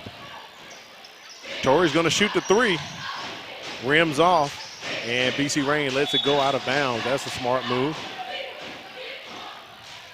And the defense comes into play once again right here for the Lady Leopards. There's that 1-2-2 zone, but they brought it up and they're putting trap on the first pass. And they threw the ball away. Almost paid they off. got it. Yes, it did. BC Rain gets a hold of it, and right there, nothing but Leopard hands as Heaven Watlington steals it, and she is not fouled. She travels. I think Turnover. she carried two people on her. I think I would have traveled too. Man, I thought it was a foul, Coach Arrow, but that's why I'm not an official on the floor. I'm up here calling you're a the smart game. man. You're a smart man. Don't ever say girls basketball isn't physical. I believe McPherson dribbled that one off her left foot. Wyndham hustling to go out of bounds to save the ball with a 15-point lead. Well, maybe not off the foot of McPherson. It will remain with BC Rain. As they put pressure on McPherson, she escapes it. Mercuria Leland looking for some help. BC Rain setting up their offense, and they're going to go for the quick three right there by Clopton. No good. Nice rebound by setting Wallington. up the outlet. Transition here for Maddie T. Blount. No good. Does not pay off. No, it doesn't. But she took it to the hole strong. She was just too small. Going to the hole for thing. BC Rain. McPherson, her shot no good. Hey, what? Wallington, I bet Wallington is double figures rebounds. She's played her tail off. She's really, really playing hard. The whole team plays hard. Torrey goes in, penetrates, shot no good as she is fouled on the play. First team foul against BC Rain. You know, it's hard to believe that Torrey only averages 10 points a game. As much as she gets in there, sticks her nose in there, gets steals, gets to the hole. Carrie-Ann O'Donnell picks up her fourth personal foul. Torrey at the line shooting. Nice follow through. Drops in the first. Blount was 1 for 5 from the free throw line in the third quarter, Coach Arrow. And early, you know, Torrey had a foot injury, so she missed a little bit. Correct. And, you know, she's back at it. She's a tough girl. She's a tough girl. Misses the second.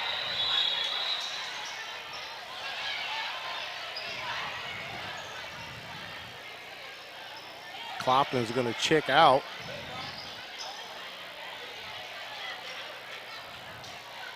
Looks like Talisa Wills may have checked in for BC Rain, trying to get a number here. Coach, they got to, as you said, get some darker numbers. That is Wills, number 3, checks in for the Lady Red Raiders. I don't think it costs any more to get dark numbers than light numbers, though. Really? I don't know. I don't know. Have to talk Maybe with more coaches. ink. Is that what? Double dribble called against McPherson. Lady Red Raiders down 16 points. They're not coming out. They've got some girls in foul trouble. They're not coming out and applying pressure. They're down 16 with 6 minutes to go. Nice drive. Wallington shot no good. Rebound put back. No good by Wesley. But the second attempt, she works the glass and gets the points. You know, most people, she beasted. She took it right in there. You think she went beast? She went beast mode. She went beast mode. Okay. Well, I'll give you one beast mode on that one, Coach Aaron. Nice shot right there by Mercuria Leland. Little runner there.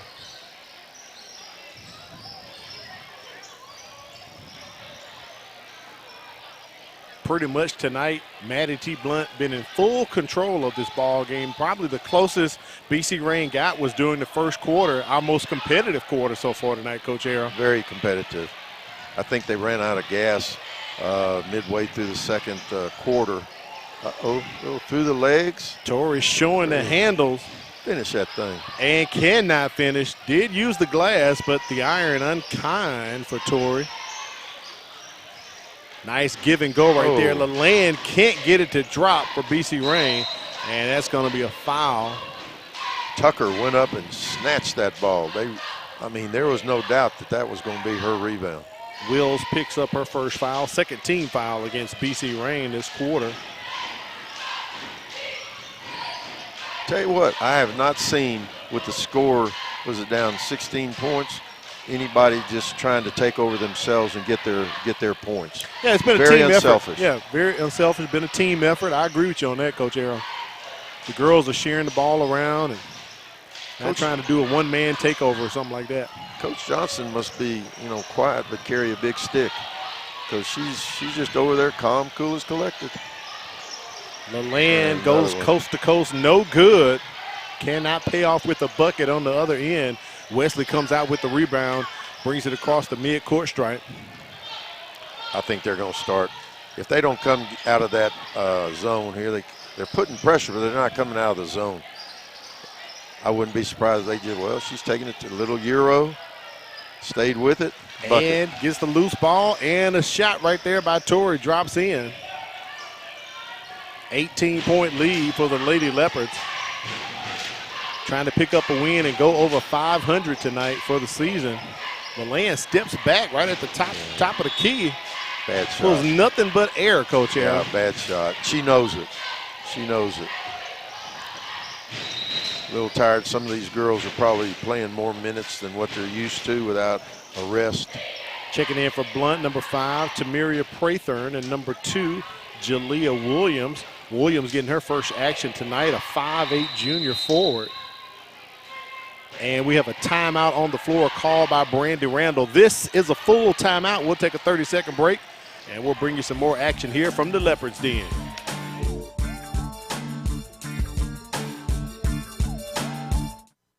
Did you know that missing 2 days of school per month has a negative effect on student achievement? And that chronic absenteeism is negatively impacting 1 out of every 10 Alabama students. Studies show students who are chronically absent are more likely to drop out of school. For every 1 day your child is absent from school, it takes 3 days for them to catch up. So if I am not sick, make sure I'm at school. Join Homeroom with Renee Phillips and find out the latest homework tips and what's happening inside the schools and classrooms. It's Homeroom with Renee Phillips right here on the MCPSS TV network. You are right here inside of the Leopards Den with Al Whedon and Coach Ronnie Arrow bringing you our season opener of Tuesday Night Hoops. Coach Arrow, for the next couple of Tuesdays through the end of the year, we're going to be on the network calling basketball games. How you like that? Yeah, I need you to clear your schedule for Tuesday, though. Love it. Love calling with you. Appreciate love basketball. Love high school basketball. Best time of the year. Make sure you put us on and your it's schedule. Christmas time. Put us on your schedule every Tuesday, next couple Tuesdays. Because you're a busy man in the classroom, every Tuesday. Torrey. It's fun to go around and see some of the kids that come to the classroom and go see them play and see the drills and the moves that they've learned. They actually do it in games. Yeah, I know that's a joy for you right there as not just a coach but a teacher, and you get to see them in action. And go see these bitty ones, like in the little first grade, second grade, third grade. You see little shirts running down the court.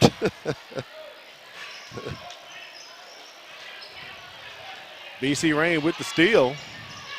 Makiria Leland runs the floor, cannot get the bucket. Turnover to the Lady Leopards as we approach 3 minutes left in the contest. Don't forget, after this ball game, we'll take a little break, and then the boys will be in action.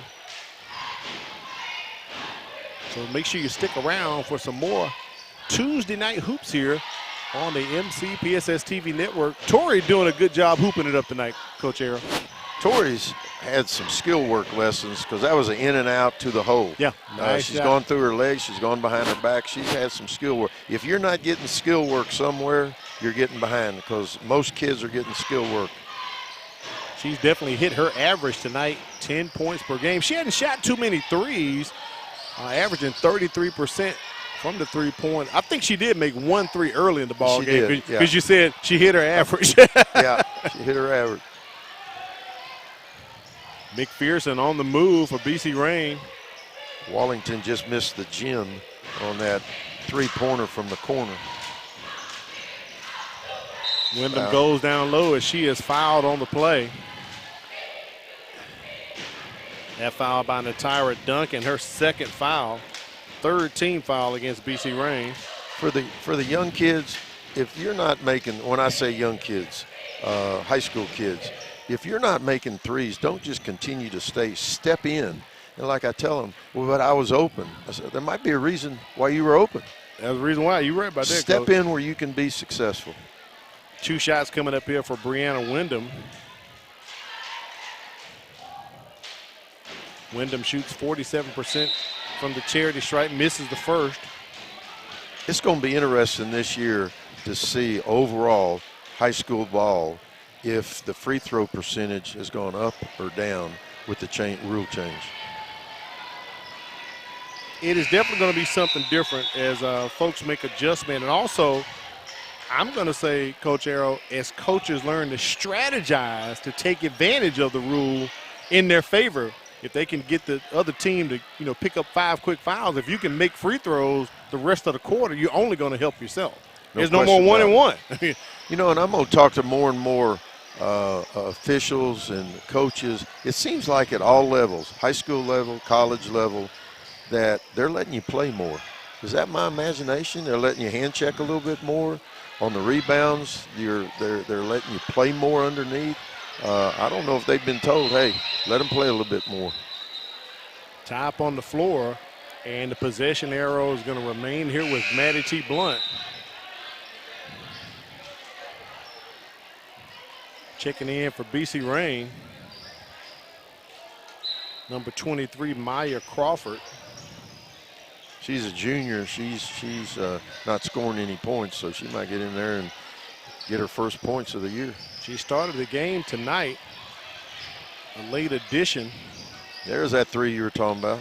Torrey's three, no good. Nice rebound right there. Oh. By the Lady Leopards, knocked out of bounds. It's going to be BC Rain's basketball. How about the rebound? 2 Blount and 1 BC Rain girls battling for the rebound in midair. Yep. Love that effort. Love that effort. Alexandra Clopton checks back in for the Lady Red Raiders.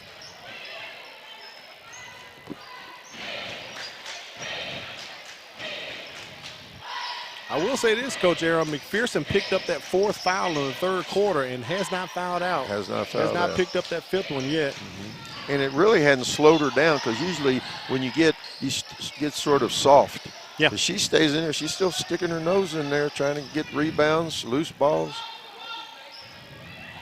There's a pick against the zone. A lot of people don't pick zones. I don't know why they don't.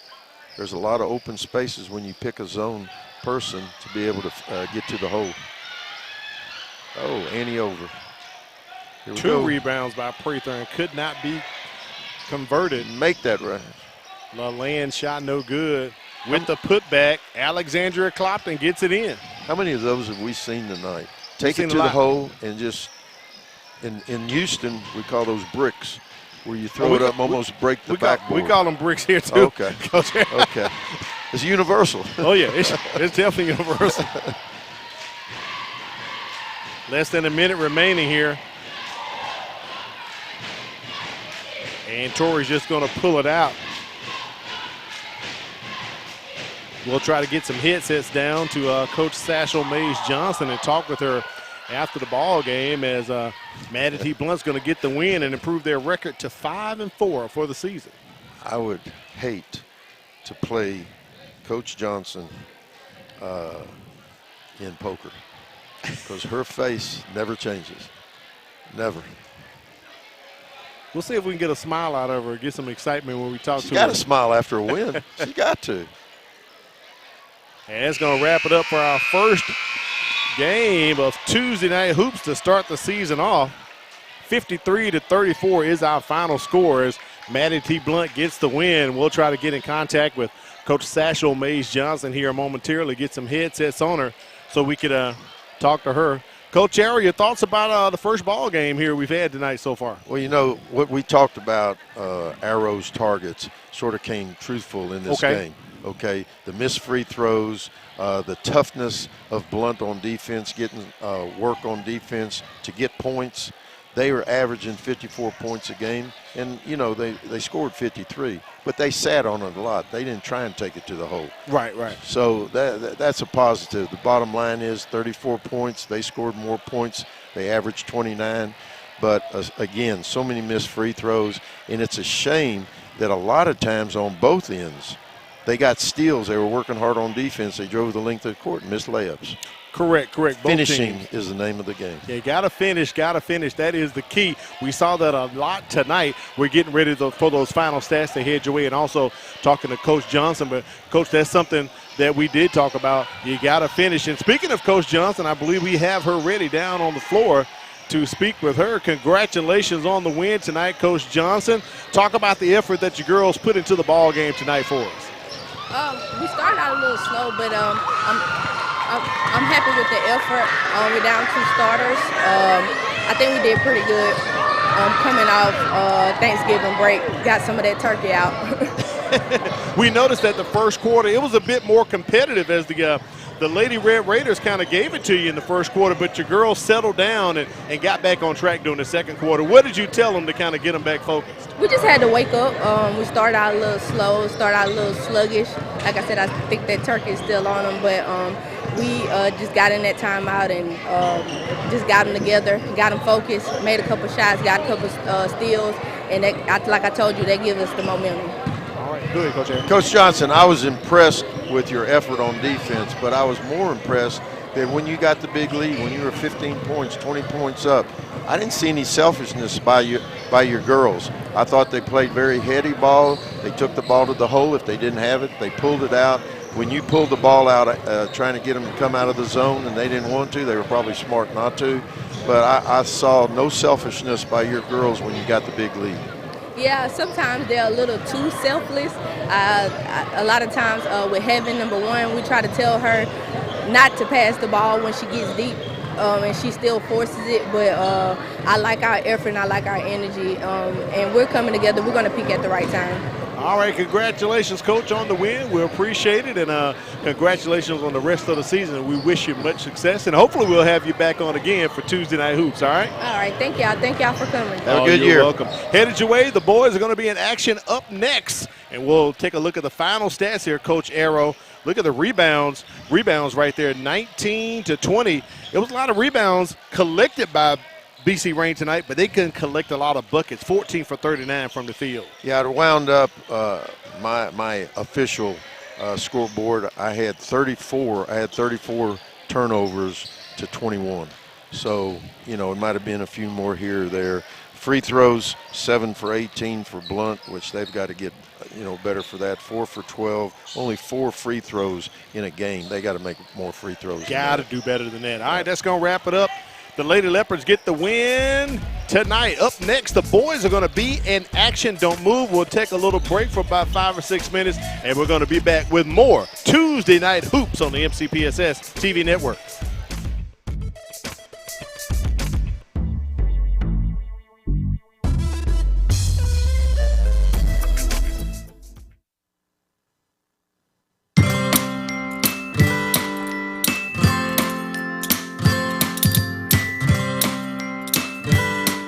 Did you know that Mobile County is home to an elementary international baccalaureate school?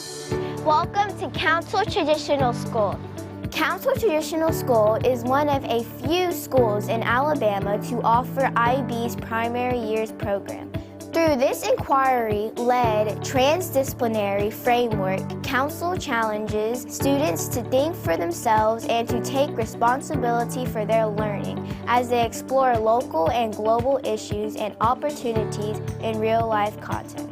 Our students are immersed in Spanish from pre-K through 5th grade, and they have opportunities to participate in numerous extracurricular activities and clubs. some of which include Geography Club, Global Trouters Running Club, Chess Club, Math Team, Robotics Team, and Strings.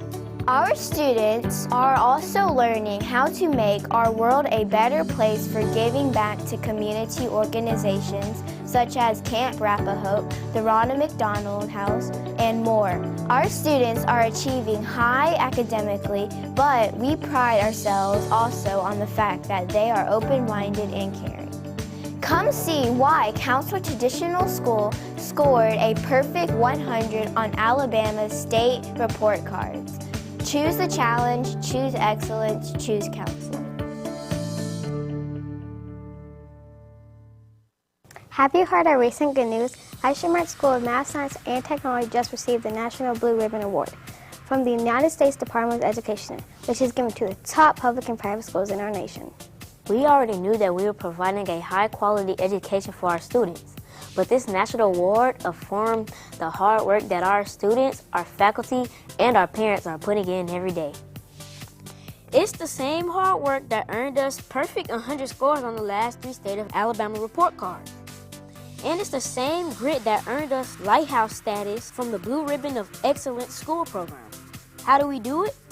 We provide the best and most highly trained teachers around.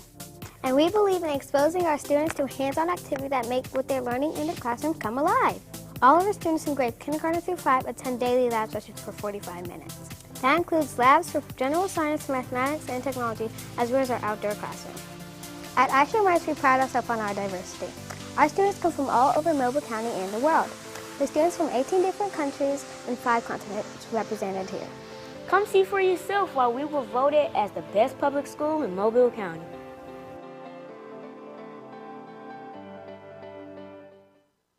Is your child interested in the visual arts, dance, music, or drama? If so, look no further than the Old Shell Road School of Creative and Performing Arts, which offers a specialized arts curriculum for the students in kindergarten through 5th grade. All of our students are exposed to the arts weekly.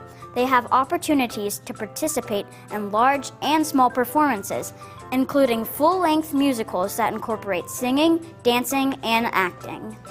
We partner with the Mobile Symphony to offer strings instructions and the Preludes program. As an Alabama bicentennial school and Talents Unlimited national demonstration site, Old Shell Road offers an accelerated arts-infused curriculum. We received the National Blue Ribbon Schools of Excellence Award from the U.S. Department of Education, which is the highest honor any public or private school can receive. We have implemented a 1-to-1 laptop program for all of our students in kindergarten through 5th grade. We offer clubs including archery, robotics, math team, and the National Elementary Honor Society, which is just some of them. We even have before-school and after-school programs. Our staff of dedicated, hard-working, and highly qualified teachers is looking forward to meeting you and your child during one of our open houses. It's your time, it's your season, and you are made for more. More confidence, more style, and more bling. The Genuine Bling is here to deliver you more bling and more fashion. With new styles added daily, you can shop anytime and look fabulous. Join me, Charmaine Watson, on the $5 Frenzy every Sunday, Monday, Tuesday, and Thursday at 7 p.m. on Facebook Live. It's cute, it's fabulous, it's fashionable, it's $5, it's paparazzi.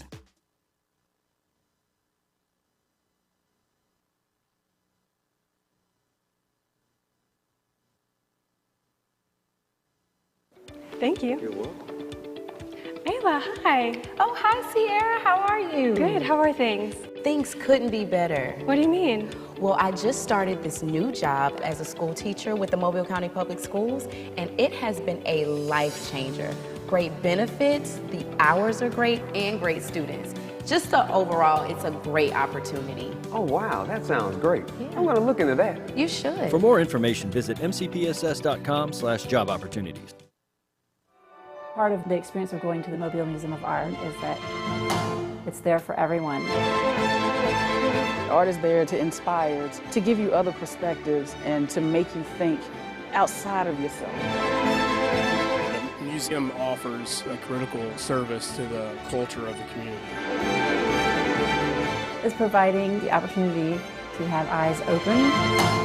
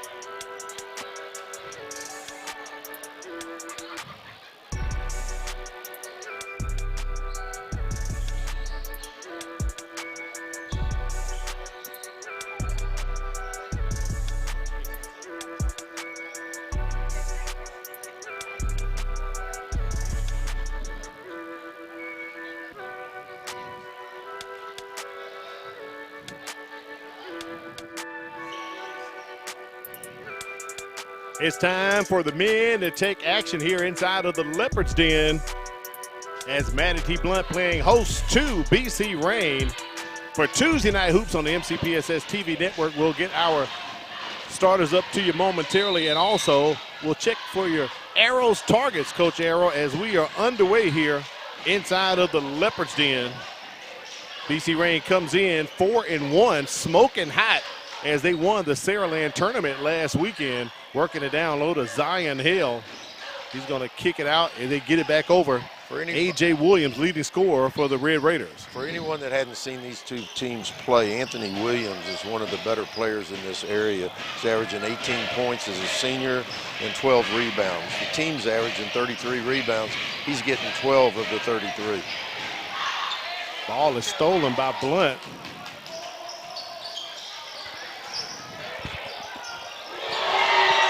And that's a three for Manatee Blount to get us started off here. Tuesday Night Hoops inside of the Leopard's Den. This game is going to be a very, very fast game. Both teams like to get the ball up and down the court. Easy lay-in right there by Damian Franklin for BC Rain. And here comes pressure. A 2-2-1 full court press or a three-quarter press. Nice trap, throw over the zone, and a layup. White Very throws nice. it down low. Count the basket for Chase Howard. He is fouled on the play. First team foul by BC Rain. You couldn't have executed that any better than what Blount did then. I think it was maybe four passes and a layup. You can't beat that. Fred Bonner picks up his first foul. As Howard goes to the line. Yeah, one of the arrow targets that I have down for BC Rains is that they have 7 seniors on their team and 4 of them start. That's a lot of experience. Wide open in the corner, asking for the ball. Andrew Williams, his shot is off. Rebounded by BC Rain on the move. Fred Bonner just picked up that foul as he is running point, a 5'9" junior for them. Yeah, he's the only junior starting. The rest of everybody is seniors. Pass from A.J. Williams down low. Stolen by BC Rain. Nice drive. Jaden Beck on the move as he is fouled on the play. Starting tonight, A.J. Williams, leading scorer for BC Rain, averaging 18 points per game. Backed up by Antonio Williams, Fred Bonner. Also for Blount, Naheem Thomas on the floor, Jaden Beck, Andrew Williams, Keezy White, and Chase Howard at the line shooting right now is Jaden Beck. One of the reasons that first one. One of the reasons why BC Rains can be so successful, having all these seniors. Now they have got a lot of football players too, so you know there's going to be toughness on that team. Misses the second. You're right about that. Zion Hill, one of the guys coming back from football. Foul on the play committed by Blount. Keezy White's going to pick up his first foul. Yeah. Ricky Nichols, one of the best linebackers in the country or in the state. All-state sophomore. Nice out-of-bounds play, breaking to get the ball. Tough man-to-man pressure. A.J. Williams gets it over to Franklin. Back to Williams. They're putting it down low to Zion Hill. He kicks it out, planning doing that inside-outside game. Shot no good. That three from Antonio Williams. And look at Keezy White running the floor and dropping in a layup. He made that look easy. That's how you teach it in the classroom, That's Coach. the way we do it. Draw it up just like that. Pressure here from Blount. And they force the turnover. Keezy White slipped. Coach, that's something we talked about in the girls' game. They didn't listen to you. Who's going to sweep the floor? Yeah, they did not listen to you. There's going to be, unfortunately, I think there's going to be a lot of that going on. And unfortunately, I'm going to have to agree with you on that, Coach. Yeah. We're going to see a lot of that tonight because these guys are going to run up and down this floor a lot. Checking into the game, Tristan McReynolds for BC Rain. One of the few juniors that are getting a lot of playing time, averaging 8 points, 3 rebounds. He is a scorer. They want to get him the ball. Shot no good. Zion Hill with the rebound. He may be short in stature, but he's a big presence down low for the Red Raiders. Now they've fallen back to the 1-2-2 zone. Tell you what, the 1-2-2 zone has played a lot in this area. Shot over Hale. Keezy Boom. White nails the three. More pressure from Blount. These are two well-coached teams. Ball almost stolen right there by Beck. Knocked out of bounds. If you're going to pass the ball, the youth that's looking, if you're going to pass the ball, you've got to have a good range. Those bounce passes are slow or just slow passes right to them. You got to put some zip to it to get to them. They make it crisp. Crisp. Like that word, crisp.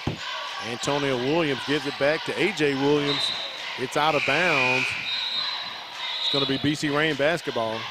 Tell you what, I bet Coach is real happy. Coach Richmond is real happy when that ball is in the hands of Anthony Williams. Damian Franklin checks back into the ball game. Zion Hill checks out.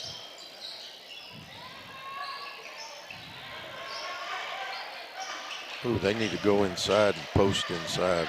They've got some small players and a nice cut to the hole. There it is right there. Franklin's shot layup no good.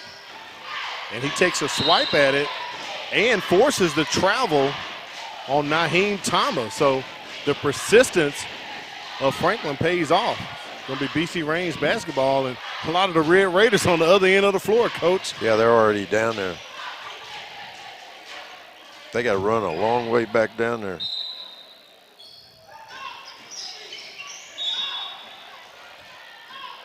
Nice inbounds play. Causes a foul on Chase Howard, picks up his first foul, first team foul. Second team foul against Blount. Damian Franklin, he's making his presence felt. No floater put Nice up right rebound. there by Antonio Williams. Does not drop. Rebounded by Blount. Naheem Coming across Thomas. the timeline.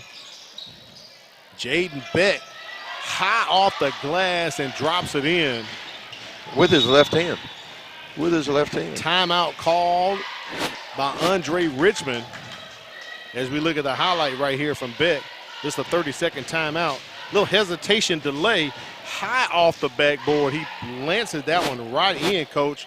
We have a moment. We can try to get your arrows targets up here. Had a little delay at the beginning of the ball game, but try to talk about what these teams need to do. Well, one of the things that has to happen tonight with BC Rains, they're all seniors just about. There's 7 seniors. 4 of them start. They have to be able to do that. The Rain on the boards are averaging 33 rebounds a game. Like we already said, AJ, as you call him, he's averaging 12 of those. Senior experience 7, we talked about that. Blount, take charity line. They're only shooting 50% from the free throw line. and play keep away, they don't want the ball in AW's hands. And when you say AW, you're talking about A.J. Williams. A.J. Williams. They want to keep it. He's the Okay. leading scorer for the Red Raiders at 18 points per game as he tries to feed that one down low to Antonio Williams. Back to Nice A.J. pass. And look at the pass to Damian Franklin. No good, but the tip by who? A.J. Williams. You just said they got to keep it away from him, Coach. Tell you what, he puts on 15 pounds, he's going to be a terror. 6'3" senior. Yeah, he got to eat some more turkey from Thanksgiving, Coach Arrow. Yeah, they need to. Nice pass. Nice sharing the ball. Jaden Beck with the three, rims out. Rebound brought down by Tristan McReynolds. McReynolds tries to get it over to Williams, cannot. Fast break opportunity. Nice rebound. Chase Howard can't get it back in after the rebound. He kept it alive, and they wound up with the ball. Good effort. He's asking for it again, throwing his hand up.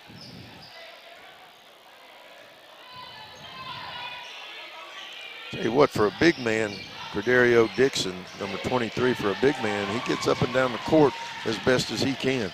Jaden Beck slashes inside, gets the easy bucket for the Leopards as they extend their lead 15-4. A.J. Williams trying to create for the Red Raiders. They want to feed it to him. There he is down low working. That's the way to use your body. And they're going to call a foul on Chase Howard. That's his second, Coach Arrow. A.J. posted low. He got the ball. He went in, came out. He drew that foul. He made that foul happen. Third team foul called against Blount. I like him. Not a shooting foul. Foul is on the floor. And Coach Richmond does some massive substitutions here. Zion Hill back in the ball game, along with Fred Bonner and also Ladarius Moore getting his first action of the night, number 2 for the Red Raiders. Tell you what, they've drawn up some good out-of-bounds plays. Guess who didn't come out of the game, though? A.J. Williams, and he has the rock right now. I would say that's show a his good handles. I would say that's a good coaching move. Drives in. Dipsy-do. And nice with tip. the putback, A.J. Williams pretty much handling all the scoring so far for the Red Raiders. He knows his role. He knows, and the rest of the team knows, he's got to score because he's going to rebound and score.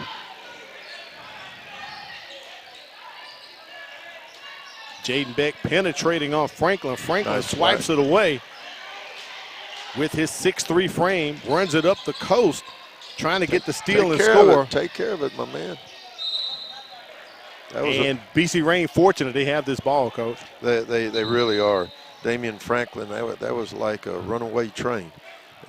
When you have a fast break, you got to see what you got. You can't just run away and get off balance and try and get it in there. You're right. They're lucky that they retained the ball. Very up-tempo, fast-paced first quarter here inside of the Leopards' den. Tell you what, big fella. Oh, interference, ball interference. That's interference. Zion Hill tried to get it in there. If I was Coach Richmond right now, I give my man A.J. about a 30-second blow because he's got those hands on his hips. That generally says. Here's I'm the tired, replay, Coach. Big fella. Yeah, the big fella trying to represent. Yep. And you know what? Franklin tried to represent, throw it down, but could not. Nice move right there. Move by Williams. Throws it up again. No good. Rebound by Hill. Kicks it out to Franklin. They don't have the numbers, but he's going to go to the hole. No good.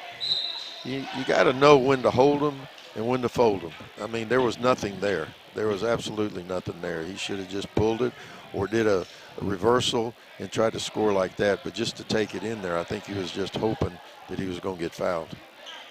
Ed Hunt picks up his first foul, 14 foul. As a coach, a coach on officials, the main thing that you want from officials is for them to be consistent. And I'll say this, these officials have been consistent. They've let them play pretty much the first part of quarters, and then they called it tighter towards the end of them. But they've been consistent. That's all you can ask, I think, as a head coach. Moore misses the first and makes the second. He's going to check out. Antonio Williams going to check back in for the Red Raiders. got semi-pressure on him. There was a foul there. Wasn't called. Did not call it. There's a long three. No good. White with the rebound. He's going to pick up, get BC Rain to commit the foul. Kesey White, the shortest guy on the court, comes out with the rebound. Fouled by probably the largest guy on the court, Zion Hill, his first. Yep.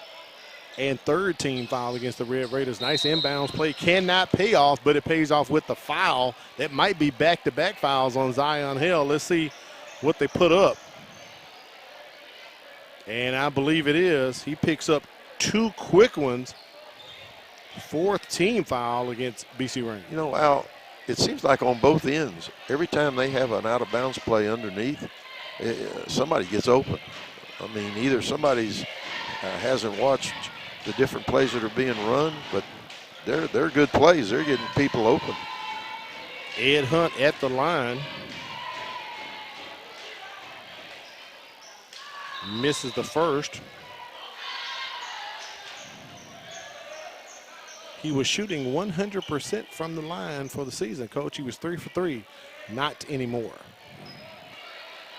Just got to keep on keeping on. To me, free throw shooting, it's mind over matter. You got to get up there. It's called a free throw. You don't need to get up there and just jack it up there. Take your time, get a big breath, get it right over the front of the rim.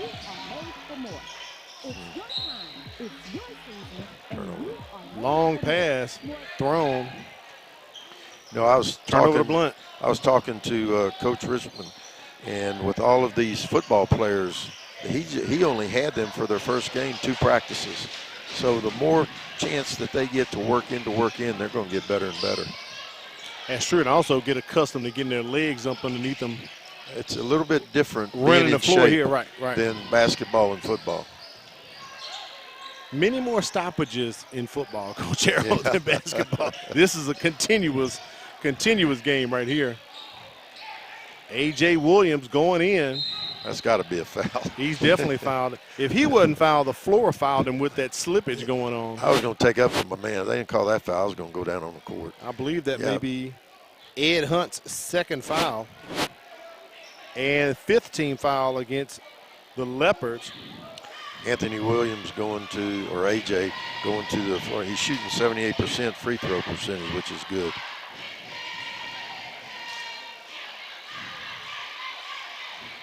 And makes the first. Glad I didn't jinx him.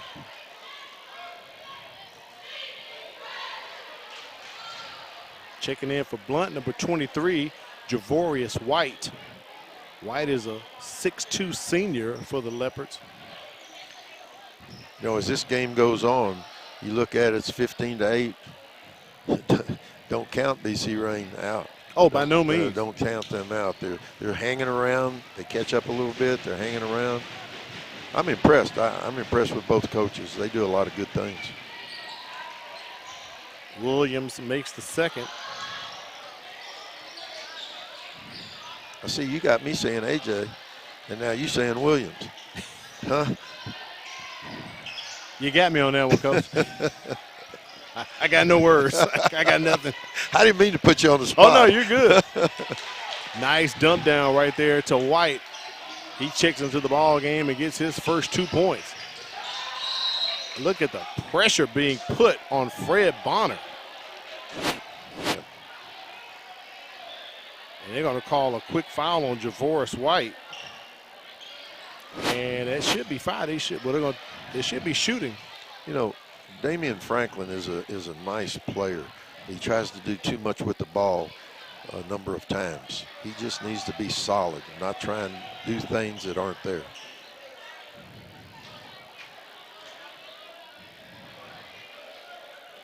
Bonner goes to the line, shooting 2 shots. 7.2 seconds remain here in the first quarter. He made that look easy. Makes the first one.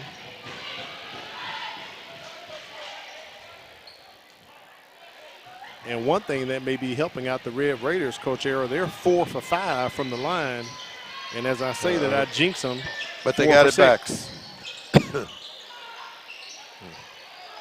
A.J. Williams climbs the ladder with the buzzer beater, 17-12. As you said it, Coach, don't count them out. Now the lead is 5 with Blount on top.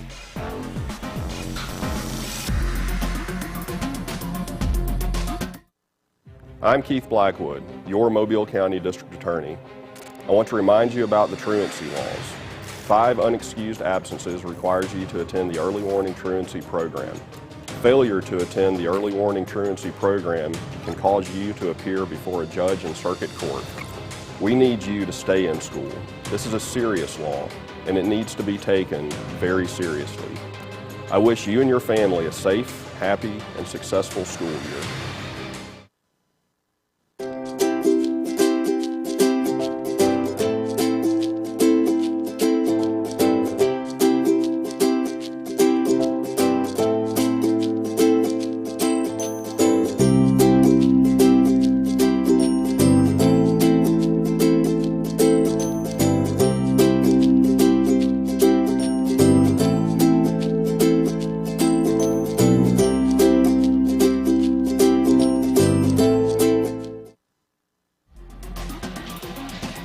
It is time for second quarter action in our second game of the night for Tuesday Night Hoops on the MCPSS TV network.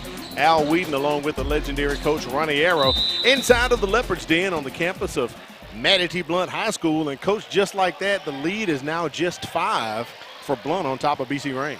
I tell you what, I think both bunches are well coached. There's a lot of effort out there, but BC Rain, they keep their composure. They get down, they get up, they keep their composure.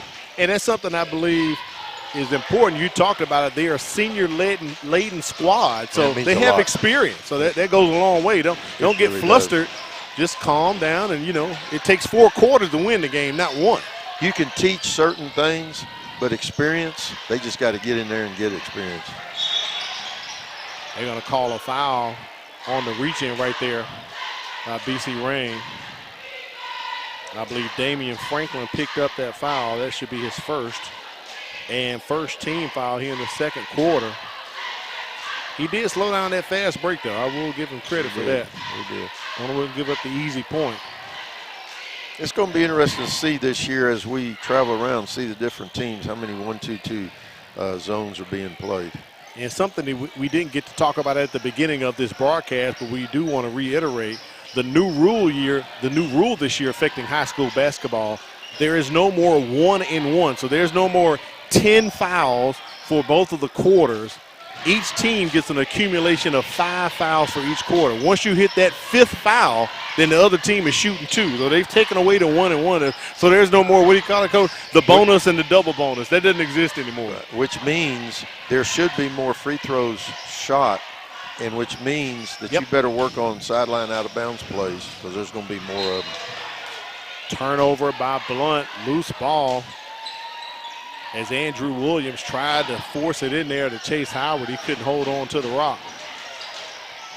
There's Franklin once again, and count it as Franklin goes to the hole and Howard looks to the bench confused. That should be his 3rd foul, Coach Arrow. Yeah, I was really surprised. I sort of thought that might have been a charge, but my man, when he tried to take the charge, it was like a feather bouncing off of him. We just got confirmation from our executive producer. That was Chase Howard, so I have him with 3. Unofficially, Franklin misses the free throw. A coaching point. When he shot that, he walked off the line. For you young kids, when you shoot the ball, do not walk off the line until it goes into the hole or unless you know it's coming off. I was taught that young, and it still goes that way. Do not, when you shoot that free throw, stay on the line. Don't walk away. Offensive foul called against Naheem Thomas. His first foul. And second team foul against Blount. And the officials trying to discuss, Coach, this may come into where we're going to take the ball out. They talked about the 4 different areas. It's 3 feet on the other side of the goal, okay? If it's past the 3-point line, then it comes out to 28 feet. So the officials got that straightened out. Our crew tonight, Jerry Lewis, Michael Grimes, Robert Stokes, they also worked the girls' game before this one. Franklin puts it up. three, no good.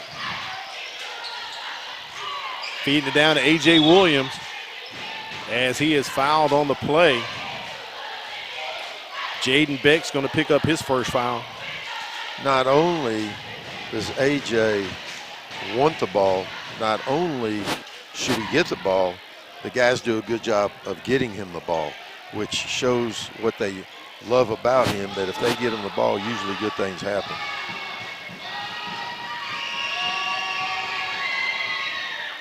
Williams misses the first. Get that ball up, big fella. Checking in for BC Rain, Ladarius Moore, 6'2" sophomore.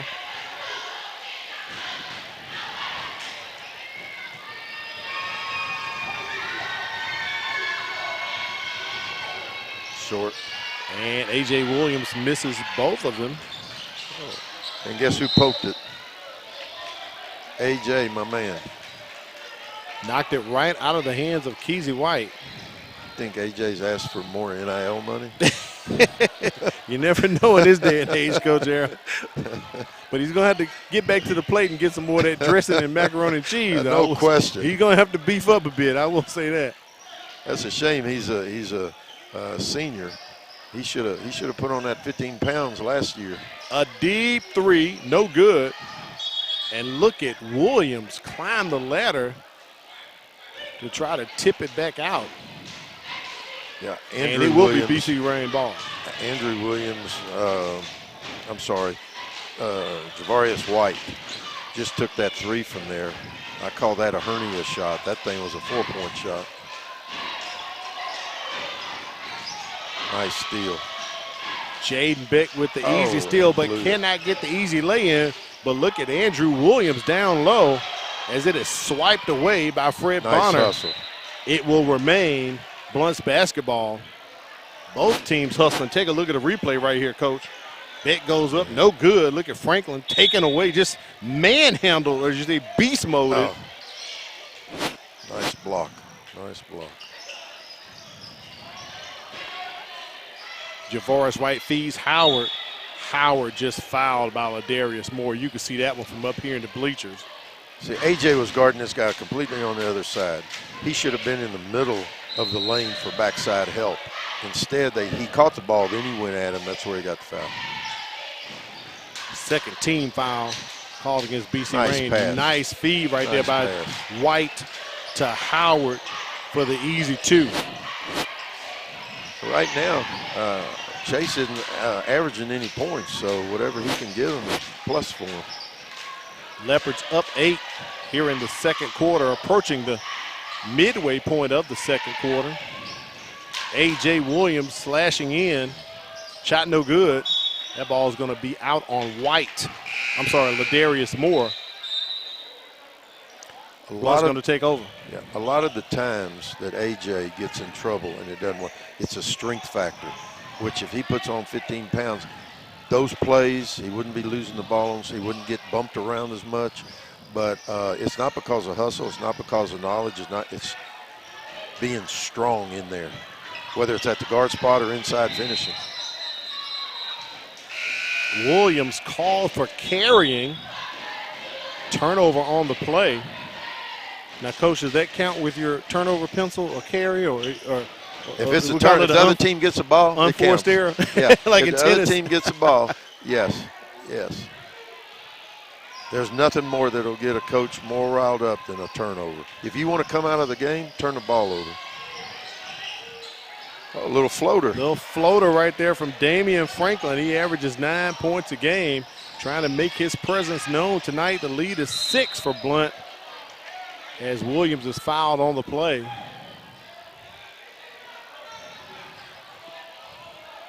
Looks like Ladarius Moore has picked up his second foul to match his jersey number of 2. Third team foul.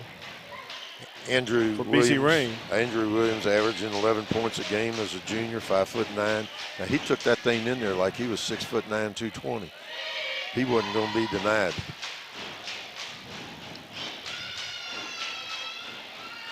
Williams shoots 59% from the line, makes the first. You know, I keep waiting for BC Rain to just go off.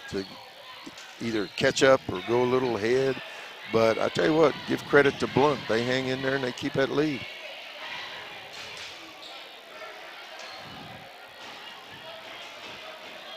Had to make a correction. BC Rain 4 team fouls, not 3. Williams misses the second. And Blount gets the rebound. And that was smart. Throw it off the other player. Yeah, you can't go from outside to inside and get a loose ball or get a pass. Good call. The officials on top of it. So it does go over to BC Rain.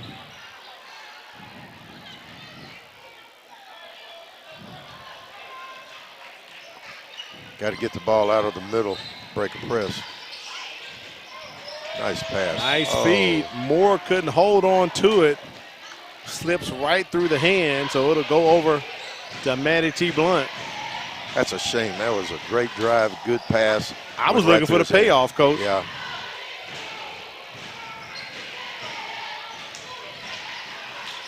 Williams tries to penetrate, kicks out to White. That's a 3 for Keezy White. No good. That was a nice step back shot. Oh, little Euro from Antonio Williams as he scores, averages 7 points a game. Oh, nice down low pass to Javorius White. He cleans it up for the easy bucket for the Leopards. See, with a 2-guard front, you got to get the ball out of the middle like that. You got to make them match up to you at the wings and then come back. So offensive foul going to be called against Tristan McReynolds. You know, Blount just keeps coming up with the big play when they need it, and that's why they're ahead. Checking in for BC Rain, Fred Bonner, and that is the 5th team foul.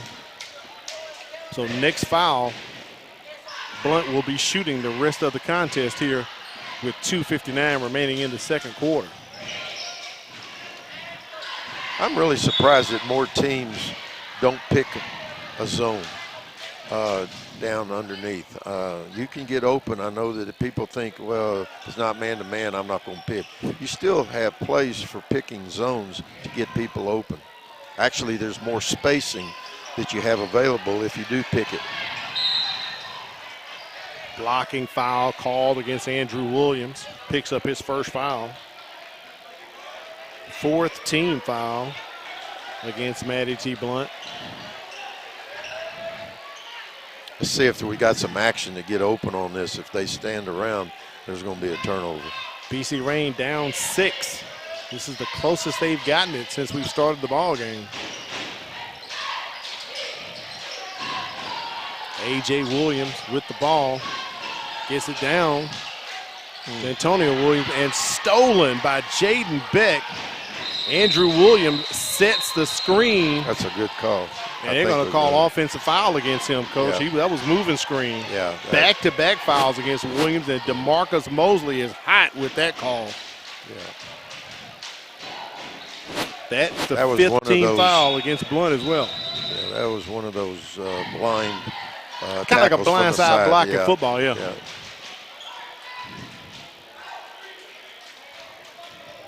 Get that ball out of the middle.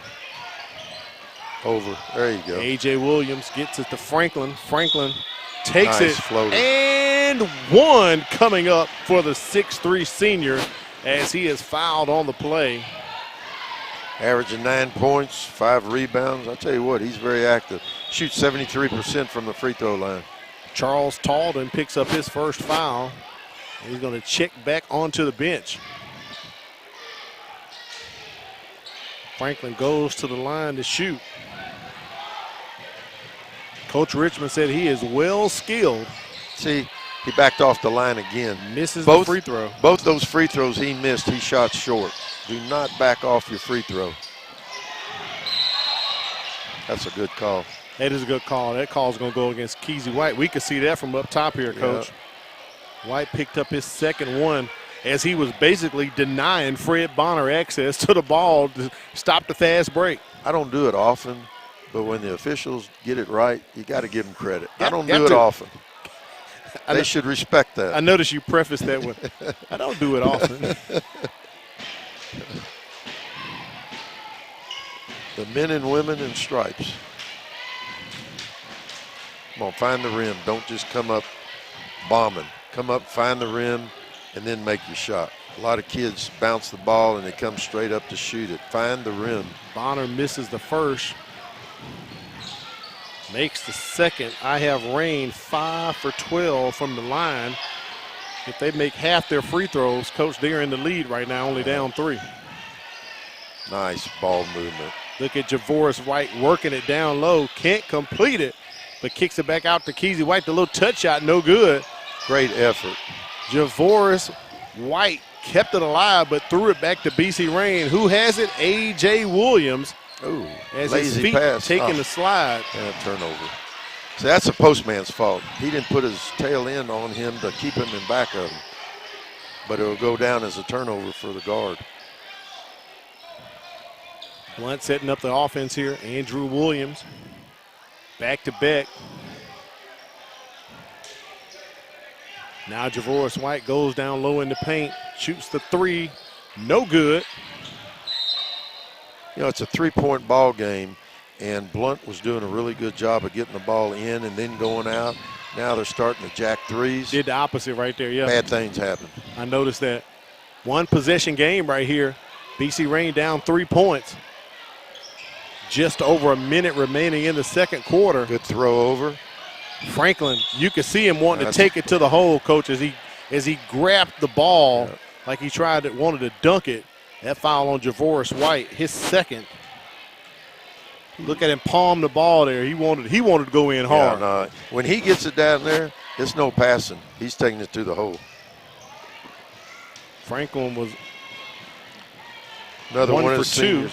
Another one of the seniors averaging 9 points, 5 rebounds, 73% from the free throw line. Hits the first one.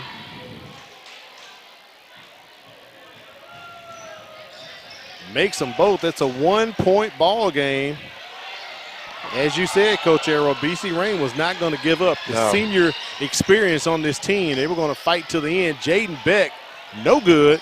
Rebounded by BC Rain. Shot selection right now is not good for Blount. They're forcing a lot of shots, and that's enabled them to come up. Ooh, there's a dipsy-do. A.J. Williams trying to create right there. Stolen by BC Rain, taken to the hole.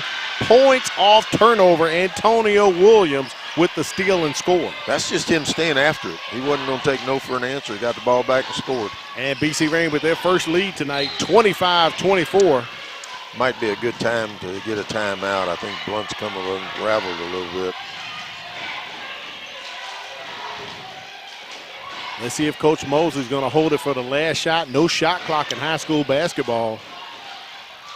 I don't think that's in his vocabulary. Traveling on the play, turning it over with 30 seconds remaining here in the second quarter. BC Rain on top 25-24. They've clawed their way back into this ball game. You know, that he should have known that. He's a junior. He's a nice player. But you can't just keep forcing it. Offensive foul called against Antonio Williams as he took that jump step in and leaned in. Is that a home court foul there? Coach, I'm not going to exactly agree with that call by the official, but I will agree with you. I was a bit shocked on that one myself. Consistency. As a head coach, that's all you want from officials. But as I said in the previous game, that's why I'm not an official. I'm just calling the action up here in the bleachers. You're a smart man. Blount not holding for the last shot. They're forcing it in. Another travel against the Leopards. That's 2 opportunities back-to-back, Coach. And guess what? Same person, Andrew Williams. You got to know when to hold them and when to fold them. A.J. Williams with the ball. He gets rid of it. You can't put your foot to the metal every second of the game. And a foul with 2.4 seconds remaining in the contest. I think that may have been against Naheem Thomas. I imagine Coach Mosley is going to have some words to say of wisdom to his team about shot selection.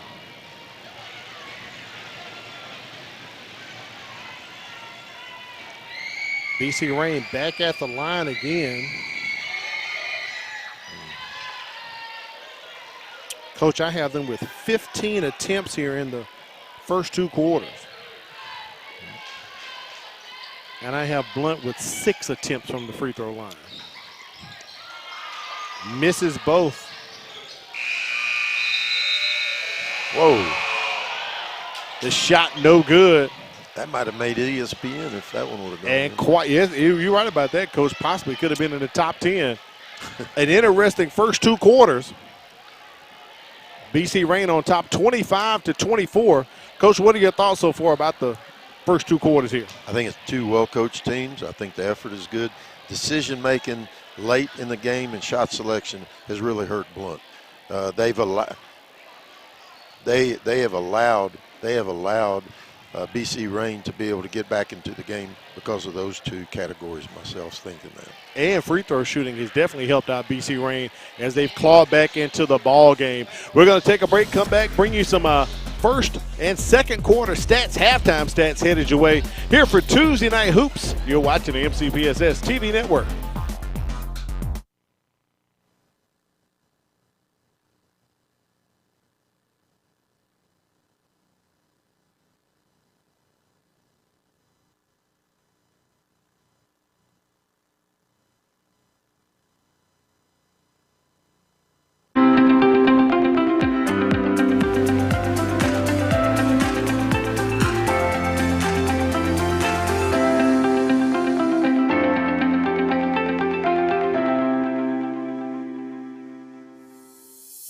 Hello, my name is Andy Bennett. I am the owner and president of Interactive Learning and the co-creator of the Chisel 365 Leadership Curriculum and Technology. For the last 20 years, I've been working in the schools and with our nation's JROTC programs.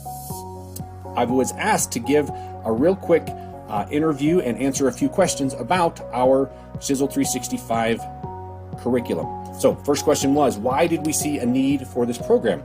Kind of back to the name here, character, health and fitness, interactive, service, and leadership. That's what we were trying to deliver. We found that high school was too late. It was too late to wait for high school to get these students in this program that could change the course of their life, give them identity, give them a hope for a bright future. So we needed to create that earlier on and catch those kids, get them with healthy habits and communicating better, just becoming better citizens and better leaders. Detachment, attention. The Cadet Creed. The Cadet Creed. I am a Leadership and Character Development Corps Cadet. The way it works, the way it's supposed to work, is a program we invite the middle kids to come in and to be a part of the program. Because we figure like this, a lot of kids, a lot of middle school kids come in and they either join band or they go to PE because they want to be athletes. But you still have those kids who don't want to be in band and they know they're not going to be athletes. So we recruit those kids so we can put them in a leadership program because we know leadership is something that they can use for the rest of their lives. And those kids that we bring in who are non-athletes are the ones who stay in the program all the way through. Even though in the 7th grade they can become athletes, a lot of them come back once their season is over. So the great thing is that we capture them, we teach them how to team build, we have fun activities for them, and they want to stay. Well, the first thing it does, it offers them a place in the school. It is a program built for any and every student. Every student can find their place in LOTC. Every student will evolve into something greater.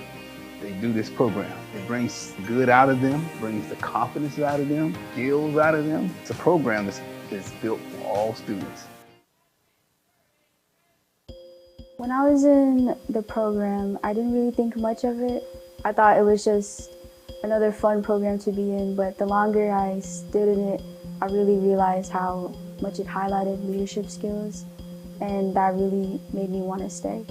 So in life, it made me reach out to more people. It made me connect with others that I wouldn't normally talk to. It made me build relationships with instructors, and they have helped me throughout school. I could not see any reason that you would not have an LOTC in every middle school. If you have football, if you have band, if you have the arts, why would you not offer this leadership program in alignment with those other groups? When you search for leadership programs, we've looked high and low. There's not a lot out there for something that I have seen with the return on investment. I don't know what it even costs to start up an LOTC program because we've always had it, but I know that we wouldn't do without it. And just recently we're looking at budget cuts, and no one's looking to cut out LOTC, but it's the foundation of our culture.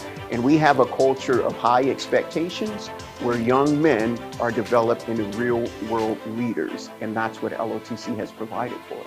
It really helps kiddos with just leadership opportunities. We are also an international baccalaureate school, and so we use that as what we call a design course. And so kiddos learn a lot of different qualities and within the program, you know, in terms of leadership and how they can become better people, better citizens. And so all our 6th grade students take LOTC. 7th grade is an elective and 8th grade is an elective as well. This program absolutely works. It absolutely works. We started off, like I said, with one when I got here. They put 3 more in once I got here, and now we're up to 15. And more schools all over Texas. We got 20 programs in Fort Worth. We got 29 in Dallas.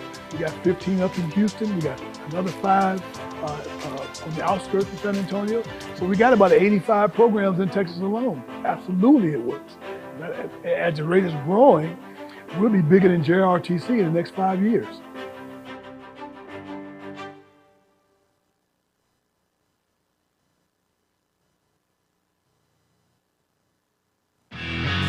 Mobile County Public Schools completes about $100 million in school construction each year. And we're looking for new contractors and construction vendors to help us ensure that all students are learning in top-notch facilities. Is your company interested in becoming a construction vendor for Mobile County Public Schools so you can bid on these projects? We need contractors, plumbers, HVAC installers, roofers, electricians, painters, and more. Follow these steps to become a vendor. Number 1, complete the vendor application online. Under System, select Business, and then under Resources, click Vendor Online Application. Number 2, enter the vendor portal. Click Apply to agree to the terms and click Save and Next. Number 3, enter your business information as prompted. A tax ID number or social security number will be required to complete the application.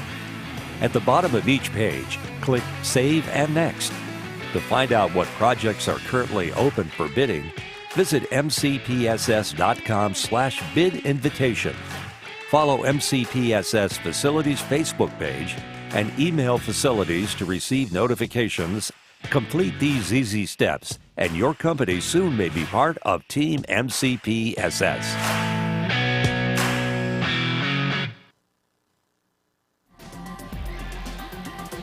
It is halftime, about to wrap up here inside of the Leopards Den. BC Rain on top 25-24. Let's take a look at halftime stats so far. And Coach Arrow, you can see the results as to halftime stats as to how the game is kind of playing out right now. Yeah, the stats are pretty close. One of the stats, free throws, 5 for 12 and 1 for 8. But the rebounds, I was interested in seeing because BC Rain averages 33 rebounds a game. They only have 12. And so most of this stuff most of the stuff that they've been trying to do comes off rebounds, comes off loose balls. They've got to continue to do that. For three-pointers right now, BC Rain 0 for 2, and Blount has hit 3 for 5. They've been putting up the threes tonight, and unfortunately, we saw a few of them toward the end of the game. They probably needed to have shot those, Coach. Yeah, right. I don't think that either team is going to be able to make the points. Blount averages 61 points a game, and BC Rain has 59, has 59 points a game. So it's going to be interesting to see if they make their average. as you go into the locker room, say if you're Coach Mosley, you're down 1 point, you had an opportunity to take the lead toward the end, got a bit aggressive twice. What are you talking to your Leopards about, trying to get back into this ball game? Shot selection. Shot selection. It wasn't so much turnovers. They started forcing the ball. Just like at the end there was like 21 seconds to go, and the same guy turned it over twice in 21 seconds. Then they had 2 bad shots, and each bad shot, each turnover has allowed BC Range to be able to catch up. And now they're, 1 point up? Up one, 25-24. And I told you from the very beginning, don't count them out. Don't count them out. That senior experience definitely paying off. Also, getting those points on the free throw line definitely helped out BC Range as well, because they shot better from the free throw line than Blount did. Yeah, and it's going to be interesting to see as far as the purpose of scoring is to get the ball on the outside, get it, pass it, get it, pass it. And I think both these teams are very well coached. Very well coached. They're both doing the things that they have to do to turn the ball, get the other team to turn the ball over and score. And something we talked about in the girls' game earlier, they're well coached, and also, Coach Arrow, they're both in their second year at each respective school. You got that stat down. I got that one down. You got that stat Andre down. Richmond in his second year. Also, Coach DeMarcus Mosley in his second year as well. Moments away from starting off the third quarter here inside of the Leopards Den. We appreciate you joining us tonight for Tuesday Night Hoops on the MCPSS TV network. Look for us each Tuesday for the rest of the year and starting in 2024, bringing you girls and boys high school action. That shot no good, starting us off here in the third quarter. Again, it's going to be interesting during this second half to see if the shot selection gets better or gets worse for both teams. Javoris White tried to take it to the hole, no good. So both teams committing early turnovers here in the third quarter. Franklin almost kind of pushing off there with the elbow, Coach. They're letting them play right there. They're letting them play, but Franklin's been doing that all night. He doesn't fear when people are coming in on him and double teaming him. He tries to do too much with the ball, being pressed or being someone on him tight. He's got to either retreat, get away from him. There's a nice step there. They feed it down to him, stop, pops, and drops. Damian He's a Franklin. nice player. As Coach Richmond told me, he's a well-skilled kid, has the attributes to play the game. Oh, that ball off of the foot of Antonio Williams, but BC Range is still going to take advantage of it. Coach, I've said it all night long. No one has swept this floor. These athletes are slipping and sliding on this floor here in the gym. And I would say at least 3 to 6 turnovers have been because of the floor. Yeah. On both teams. Both teams. Coach is upset because they're not getting the ball inside. They're keeping the ball too much outside, way outside. And we're going to have possibly our first foul here in the third quarter. Coach Richmond's trying to make a point that they're playing too much perimeter basketball. They got to take what they've got, get the ball inside, and let them do their work in there, especially if AJ is posting up. Coach, 1 minute and 23 seconds into the third quarter. Chase Howard picks up his fourth foul. He is on the bench already. Yeah, and that doesn't help matters at all. Javoris White checks in. Williams thought about the another. three. And in football, we would say the turf monster got him, but I'm going to say the hardwood got him as Keezy White lays it in. Williams was trying to get into the lane, but the floor ate him up. Must be the splinters on the floor. We'll call it the splinter balls.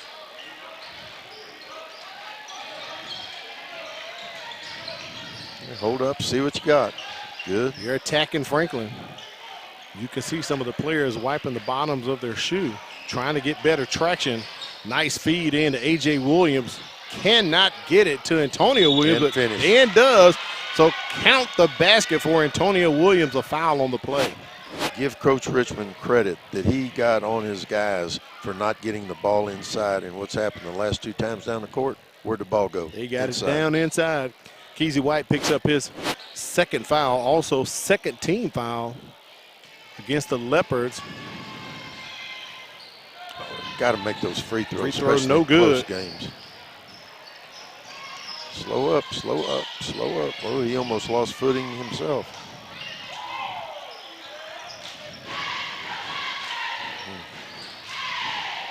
Nice rebound by A.J. Williams. Uses all of his 6'3" frame to bring that one down. Is that 6'3", 120? Stop popping and dropping. Damian Franklin with another bucket for the Red Raiders. Franklin's having a very good game. He's averaging 9 points a game, and he's got more than that. Nice Count finish. that for Jaden Beck. Goes coast to coast, shaking and baking, and makes the basket for the Leopards.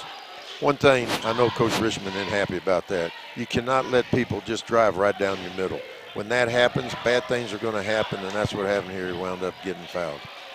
First team foul against BC Rain here in the third quarter. Try to find out who committed that foul for the Red Raiders. Nice touch. Jaden Beck went, made his free throws.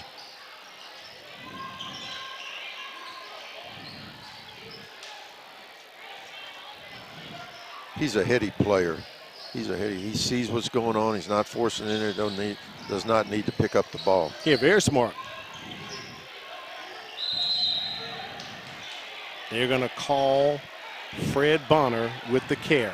I don't know if I agree with that. I don't agree with that one either, Coach. He was trying to make some things happen, but the officials saw that that ball came to a pause as it came up.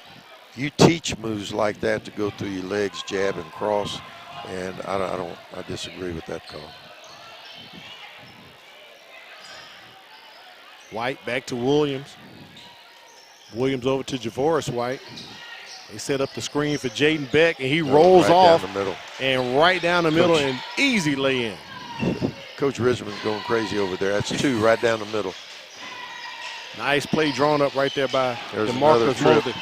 Coach, once again, the hardwood monster comes up and eats up BC Rain, basically causing this turnover for the Red Raiders. Again, Franklin with the foot to the metal when there wasn't anything there. You got to play under control. He's a good player. He's got to learn to play under control. Checking in for BC Rain, Zion Hill, also Tristan McReynolds. They're falling back into the zone. It's like 2-3 zone, trying to keep them out of the middle. If they get down the middle on this one, I think Coach is going to call a timeout. Javoris White, shot blocked. Good finish. But not the second time. A.J. Williams was in his face. But White just too much body for him. Too much body. Too much body for Williams. There you go. Strength goes a long way. Franklin on the move, slashes in, drops in the runner. Franklin definitely in double figures tonight, Coach Arrow. Yeah, he's playing a heck of a game. I think he's got one or two too many turnovers, but other than that, I think he's making good decisions overall. He gets in a mode of just getting it to the hole every time. Can't do it every time.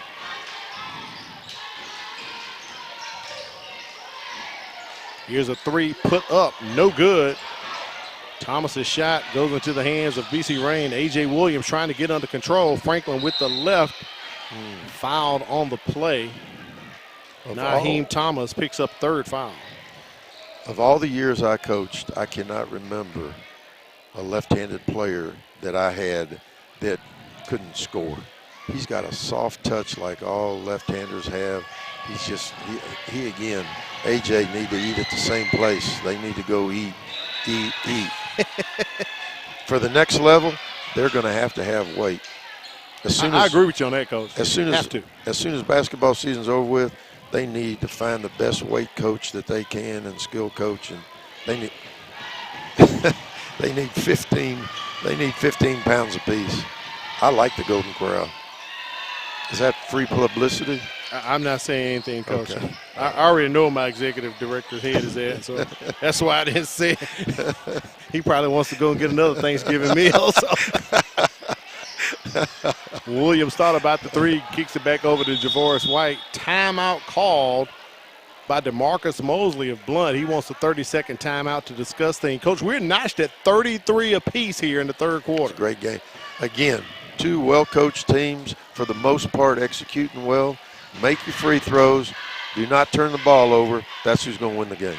It's got to be key right now, and especially with the way Franklin is playing, he's kind of turning into almost like a slasher tonight, and A.J. Williams being more in control of his game for Red Raiders. You're exactly right. You've got to be able to accept, hey, he's hot. Get him the ball. If A.J.'s hot, go together. But right now, Franklin is doing his thing offensively. Coach DeMarcus Mosley wanted to talk things over right there in his second year here at Blount, as we talked about it. They made it all the way to the Elite Eight last year, had a record of 23-7, lost to the McGill-Tulane Yellow Jackets, so that ain't bad at all, Coach Arrow. No, it's not. I'm really, again, I've said this 2 or 3 times, I'm really impressed with these two coaches. And the way Coach Richmond is going right now, he has basically halved his win total from last year. They were 8-16, foul on the play. They're going to flag Javoris White with that foul as he brought the wood down low. See that right there on that turnover? He tried to cross over with the defensive person right there where he could have done a wraparound or through the legs or a spin move and got by it. You can't be guarded closely and do a crossover. Tristan McReynolds goes to the line to shoot 2. So far this quarter, BC Rain 0 for 4 from the charity stripe. And the way this game is playing out, Coach, you can't afford to not make your free throws. No. That's 0 for 5. Yeah, that's a shame. That's what kept them in the game in the second quarter. Shot no good, rebounded by McReynolds, pushes it up ahead. Nice. To Williams. Nice jumper right there. Blount needs to go back. Take your time. Good. Pull it, pass it, make him come get it. Need to have a couple picks somewhere in here. They're playing perimeter basketball. They need to get back, both teams. What got them there, and that's getting the ball inside. Try to get it down low to Javoris White. Not enough room down there. Too many hands. Tipped out by Keezy White. That was smart. That ball was still alive. That's what blows your mind. Is he had a 2-on-1 and kicked it out of bounds. You know, in a game like this, those things have got to be money in the bank. Good shot of Coach Richmond right there talking to the young fella. McReynolds going to take a break. He's going to step out. Checking back in, Fred Bonner for BC Rain. Both bunches need to just be paid. Look at the middle.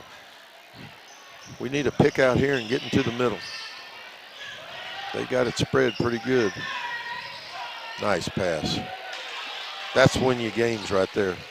Williams brought over the defense, and with the easy lay-in, Ed Hunt off the glass.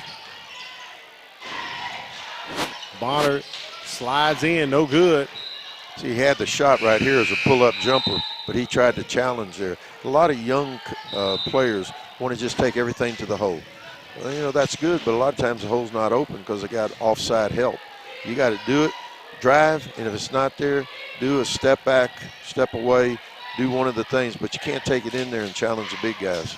Can't do that. McReynolds checks back in. He was out for one play.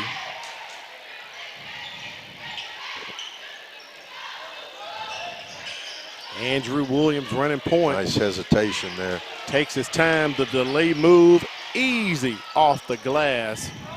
That hesitation move for you young players, when you hesitate and you can get to the hole, then you might need to change directions again. That hesitation got him to the hole. They're going to call a foul right there on DeAndre White, reaching in. I'm impressed with Franklin and AJ. They've got some guys that can really handle the ball. As long as they don't try and force it, they can make good moves to the hole. 5th foul call against Blount this quarter. So that'll place Tristan McReynolds at the line shooting 2 shots. He can tie it up with these 2. They are 0 for 5 here in the third quarter on free throws. Now 1 for 6. First free throw made for the entire quarter for BC Rain. Well, hopefully when it gets down to the end, both bunches will be taking care of the ball and making their free throws. McReynolds misses the second.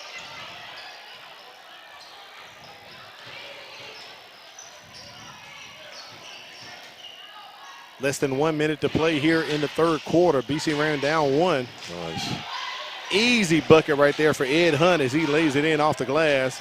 Extends the lead to 3. See, we were talking about how open that middle is. They're starting to get it right to the middle. Nice pass. Nice dish to Zion Hill as he is fouled on the play. And both bunches are penetrating right down the middle and pitching to the open man, making the low man take them and pitching to the low man. Back-to-back fouls called against DeAndre White. Going to place the big fella on the line, Zion Hill.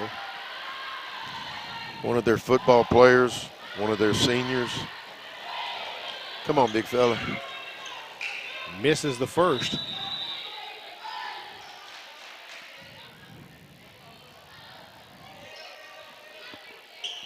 Hey, what, the people that are here tonight are getting their money's worth. Nice ball game. Definitely a very competitive ball game, Coach Arrow. I was expecting it out of both of these teams. I'm like you. I wish they would have done something with the floor.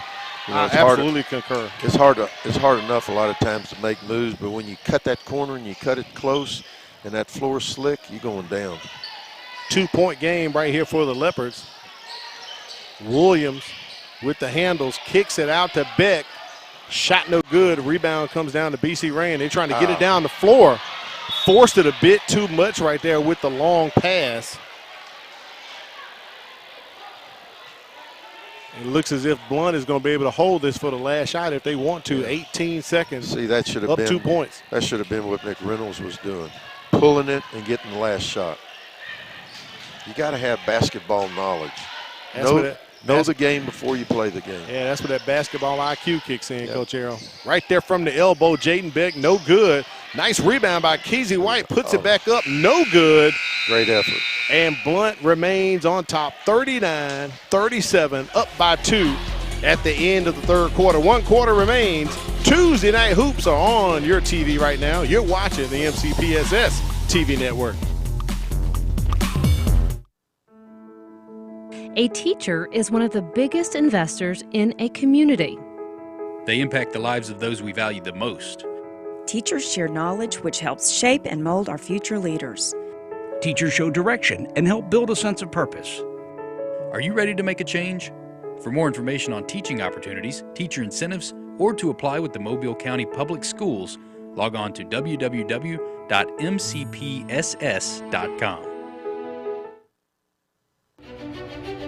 High school students, are you looking for a way to become a better leader?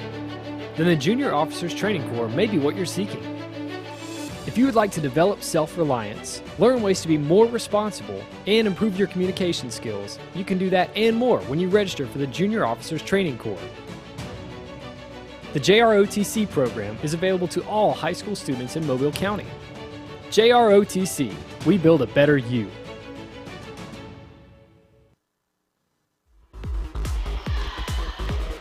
We welcome you back inside of the Lions Den on the campus of Manatee Blount High School. It's our season opener for Tuesday Night Hoops. Al Weeden, Coach Ronnie Yarrow bringing you the action here. It's Blount and BC Rain. Very competitive ball game, Coach Yarrow, as we talked about toward the end of the third quarter. It is, and the ones that are going to win this game are the ones going to make good decisions. The ones that aren't going to force the shot, the ones that aren't going to turn the ball over. Both bunches now have been getting the ball down the middle and pitching to the open man.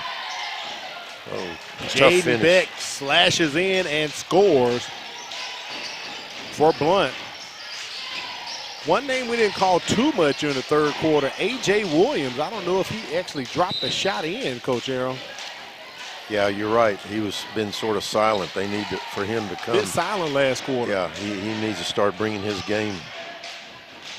And, you know, I'm not so sure. I mentioned it earlier. I'm not so sure he's played just about the whole game, how tired he is right now. Yeah, I think he may have been out for one play during the second quarter, but he's racking up some minutes tonight. Luckily, Tristan McReynolds shot no good. Yeah. Foul on the play. Luckily, Franklin has taken over the scoring for A.J. And, Coach Arrow, if I'm correct, I think that is Chase Howard's 5th foul.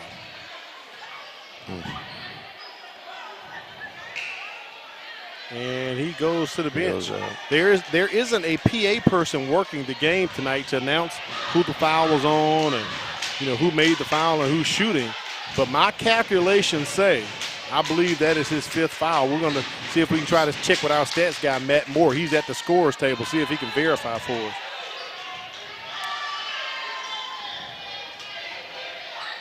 If they don't. He just got confirmation, so. Good call, Coach. You got good stats. Howard has fouled out. Wow. And he's like the biggest fellow they kind of had. Yeah. So they're going to have to rely on Ed Hunt down the stretch here to try to make things happen down low. Well, at least they got a little bit of a lead. See, they're trying to get everything to the hole. Man standing wide open. He did his job. He made 2 take, but he didn't pitch. He's strong with that ball, big fella. A.J. Williams fouled on the play. And we're going to see the players, they come to play. They love for this type of time on the clock. They come alive. A.J., let's see if he comes along. That foul on Keezy White, that's his 2nd foul. And right there down low, Damian Franklin drops it in off the glass for BC Rain. Did you see Zion? He let interference for him. He did. He got those guys out of the way. Oh, he cleared them out. He has enough mass to do that, Coach Harrell. Literally. He did it, and he got away with it. 1-point game. Cut Beck that middle off. Penetrate. He cut him off, as you said, Coach Harrell. Williams thought about the 3, takes the 15-footer and drops it in. Andre Williams, nice bucket right there for the young man. I'm sure both coaches have said, keep these guys out of the middle, and right now they're not doing it. He's the leading scorer on the team, averaging 13.4 a ball game. Good patience, nice patience. Antonio Williams with a left-handed hook, the ode to Kareem Abdul-Jabbar in the lane. Did you see him pull it? It opened it up. He took it in there. Good for him. Curled it right around up the middle. Don't force it. Don't force it. And I don't want people thinking that I'm calling for one way or the other. I'm saying for both teams. Williams says, get off me, son, and misses the shot. Yeah, nice bad. Rebound by Javoris White. Yeah, that was bad shot selection. Timeout. DeMarcus Mosley calls a 30-second timeout. He wants to discuss things. Coach Arrow, I had a chance to do the PA work recently with LaFleur and Blount. Ironically, Coach Arrow, Blount comes in 2-3. The only team they have beat this year has been LaFleur twice. But during that game, they won by 20, but, Coach, they had 3 lepers to foul out. Yeah. I couldn't believe it, and Coach Moses said that's uncharacteristic for us. You got to see one of their wins, and I saw their win here against LaFleur, so we got to see both their wins. Right. So he said that's something I'm not looking forward to, but it's ironic. Howard is fouled out. Keezy White has 4 fouls. Javoris White and Naheem Thomas has 3. Yeah. So we shall see if the Leopards are going to play smart here down the stretch, because BC Rain is definitely in this ball game. There's no question about it. And again, the team that's going to win this is going to be the team that takes care. You got to do the other thing. You got to take care of the ball. You got to make good decisions. Keep that middle. Keep those people from driving to the middle. They can't get to the middle. And that's where he wants to go. DeAndre Williams, the 15-footer, drops it in.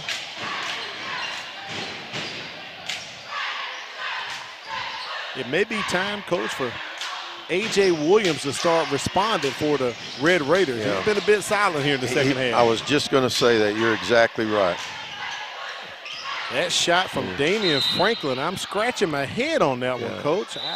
My man makes some bad decisions. Don't know where that one came from. Yeah, I don't know who fired. Well, I know who fired it, but it's just a bad decision. Timeout called by BC Rain. 30-second timeout, so we have a timeout, but you'll have time. Mark your calendar coming up soon.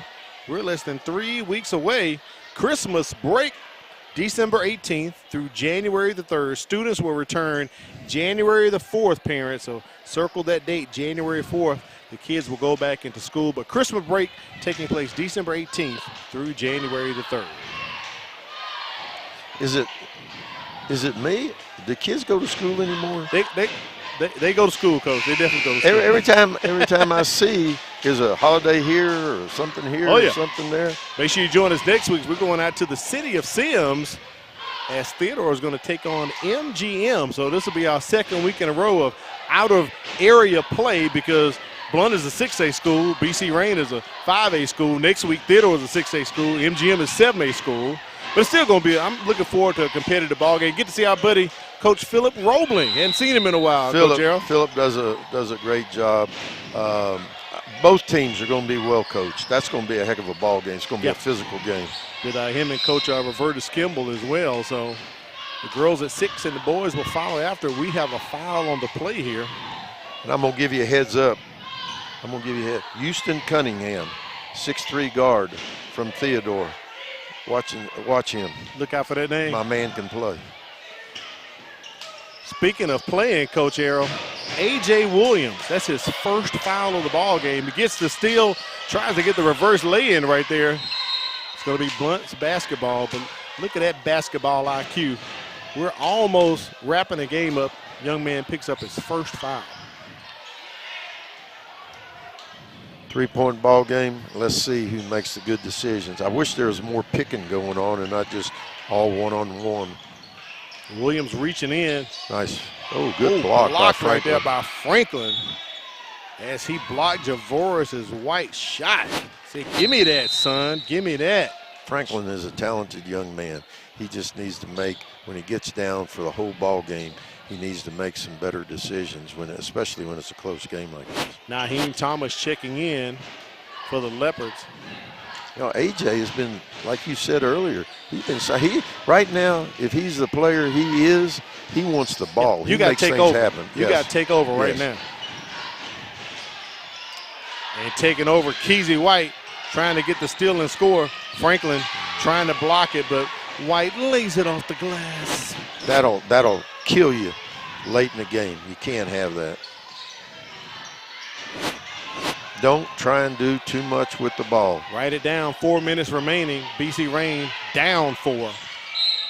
Correction, down 5. Foul on the play. That may be going against Keezy White right there. I think it was block that they were going to call. They're going to call against Andrew Williams. That will be his 3rd. And 3rd team foul against the Leopards. Taking it out on the side. There's going to be more of that all year long. So just under 4 minutes, BC Rain down 5. Let's see if it's time for the A.J. Williams show, Coach Arrow.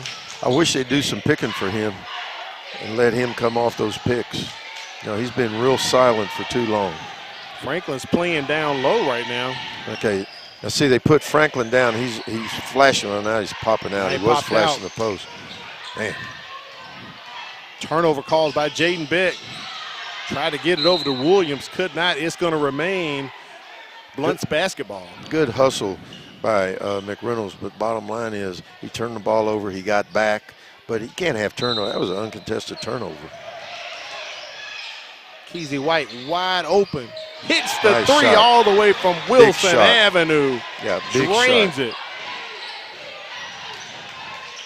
The penetration and pitch is what got him that shot. The lead is 8.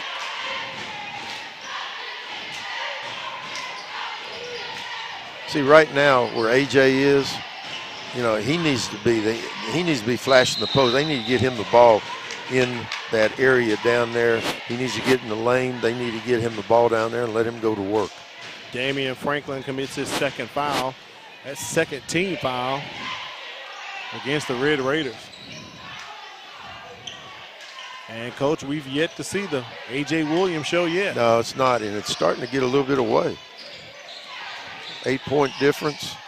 A bucket here would make it a 10-point lead. And bam! Andre Williams drains the long 3 for the Leopards.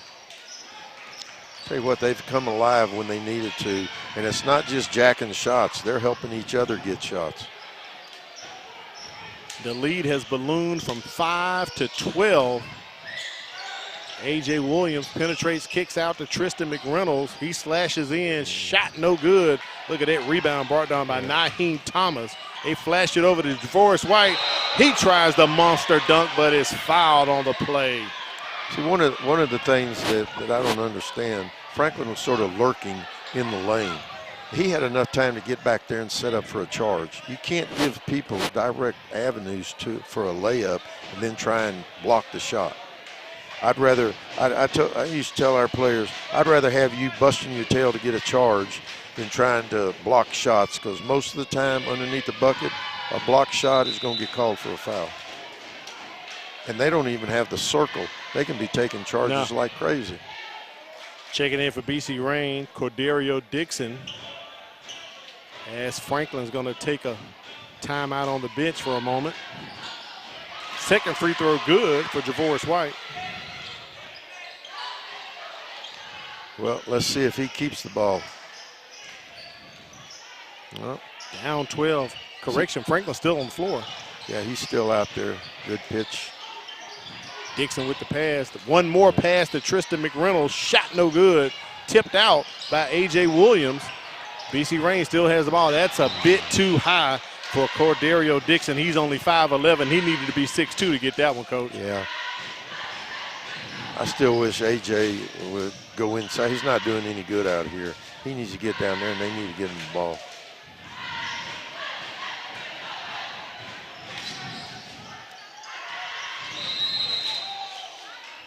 They're going to catch McReynolds with the hand right there. You know, it was interesting because earlier they put Franklin low and let him flash the post. Right. It was only for a couple plays. That's fine, too. He's hot. Get him the ball down there. But just to be playing perimeter basketball out here, and I'm not second-guessing. I'm just saying what I think is going on out there. I think they'd be better on flashing those two inside and letting them get to the hole. Second foul on Tristan McReynolds. Fourth team foul on BC Rain. Next BC Rain foul is going to place Blount into the double bonus where they'll be shooting, and there's the foul right there. Back-to-back on McReynolds. That's his third. Unless they just get too hungry. I guess I talked it up, Coach, and they're at the line shooting two the rest of the game. Yep.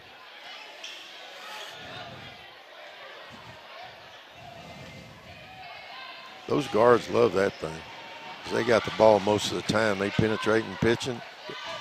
Those 5 fouls, they add up to free throws. Easy buckets if you're a player. Make those free throws. Makes the first. And makes both of them. It's been a really good game. I think Blount has it. Well deserved. But I'm going to tell you, Coach Richmond doesn't have anything to feel bad about. He's got some guys that fought back. Bottom line is, he's got to figure out how to get A.J. involved. See, out here, he's got to score. Right.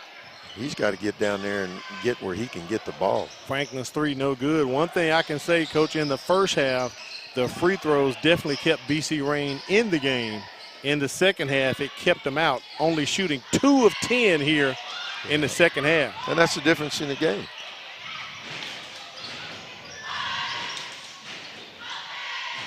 Franklin, no good. Williams tries to tap it back in.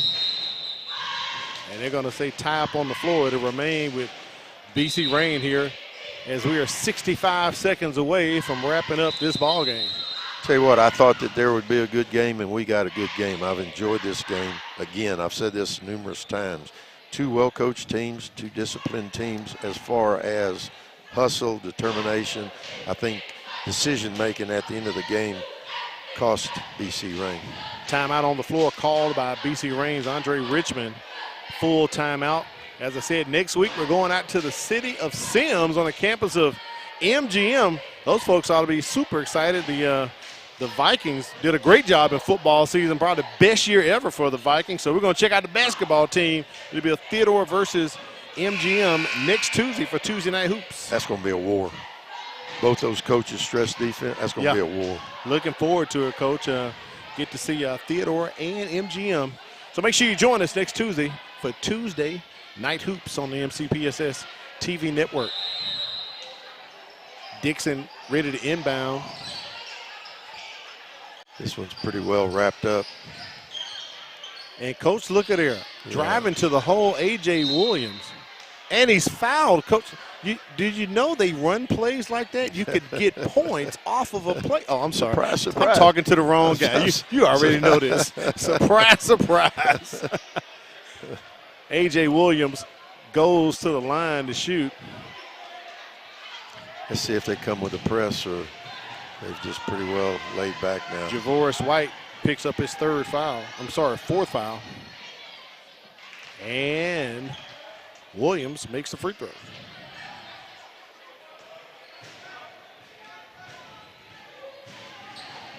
Three for 11 so far here in the second half from the charity stripe. Tell you what, I think the crowd here tonight helped Blount for this win. They got down, they got up, got back up. I think what was the biggest lead by BC Rain? 2 or 3 points? That's a three, drained in right there by Jordan Wilson. Checks in late. The 6'1" senior gets his name into the official scorers book tonight. And a foul on the play there. Coach, I'm trying to think back. It may have been 2 or 3 by BC Rain, possibly the largest lead they had. And truthfully, I thought they were going to go ahead and take off and win the game. I agree. I agree. Said that. But AJ just went, and I'm not blaming him for all of this, but he just went AWOL. Antonio Williams at the line shooting 2 here.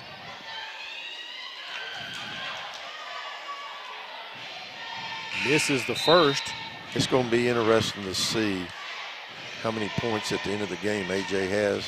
And again, I'm not putting it all on him, but I don't think he has 18, which is his average. Oh, you add up that to what's not there up there. Whoa. And a foul called down low. I believe that's going to be offensive, Coach Arrow. Against the big fella, Corderio Dixon. On the block out, he blocked out a bit too much.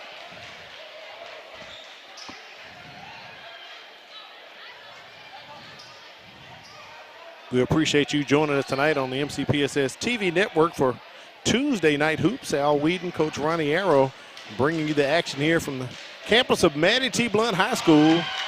The Leopards Den came alive for the Leopards, Coach, up 17 right now. As I said in my intro, is it time to push the panic button for Blount? But apparently it is not for Coach DeMarcus Mosley. Yeah, they've done a good job. I know he's proud of his guys. They hit big buckets when they had to, but they made those buckets happen, those threes, by penetrating the middle and kicking.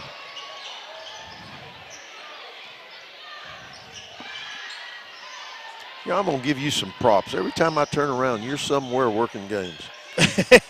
Coach, it is that time of year. Oh, football. Oh, yeah. Volleyball. Basketball. Yeah. What sport don't you do? You do soccer? I don't call soccer, but my son does play soccer, though. I will say that. He made the soccer team at Clark Shaw. So, good for him. Yeah. Good for him. And Mattie T. Blount gets the win 61-45. Kind of interesting ball game, Coach. Almost the tale of 2 halves, if you want to call it. We went into halftime. I believe Blount was up 25-24, and they get the win 61-45. Yeah, again, we've talked about it. AJ just didn't get the ball enough. He didn't want the ball enough, whatever it was. I'm anxious to see the final stats on him. Coach Mosley should be very proud. Yeah. These guys were up. They lost a big lead. Then they came back. And Coach Minster, the same thing. I mean, those kids fought, but the bottom line is he's got to figure out a way to get AJ more involved. If you get involved and he starts scoring points, then then he's able to get more rebounds.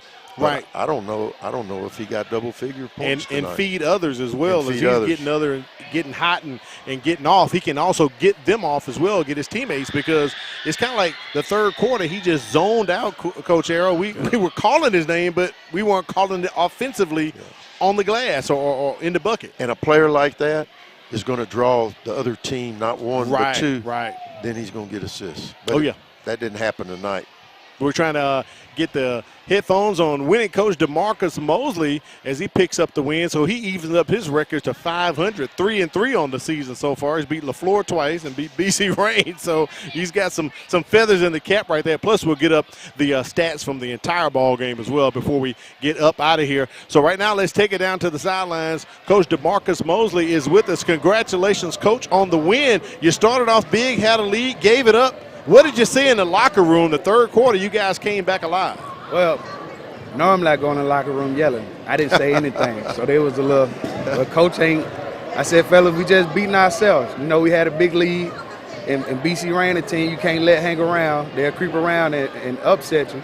I said, we got to limit our turnovers and rebound and just execute on offense. And third quarter, I felt like we played better, and then pulled away in the fourth. We went to a 2-3 zone, and it kind of stalled them a little bit, helped us out. Coach, I need to congratulate you. I thought it was a well-coached game. Both coaches did what they had to do, but I think the turning point, like Al said, you were up, then you were down, then you're back. But the turning point, in my opinion, is when you started attacking the middle, getting to the hole, then they were dishing off to the low post guy for finishes. Yes, sir. And then they were getting to the middle and finding the three-point shooters. Those three-point shooters should be taken in handshakes and go by some coke for those guys that were penetrating. So they got them those shots. Yes, sir. We run a little dribble drive, and I got some great guards that can get in the paint, and either they're going to finish, if the man help, dump it out for an easy layup, or kick to the shooter. One other thing, I thought y'all did an outstanding job on AJ.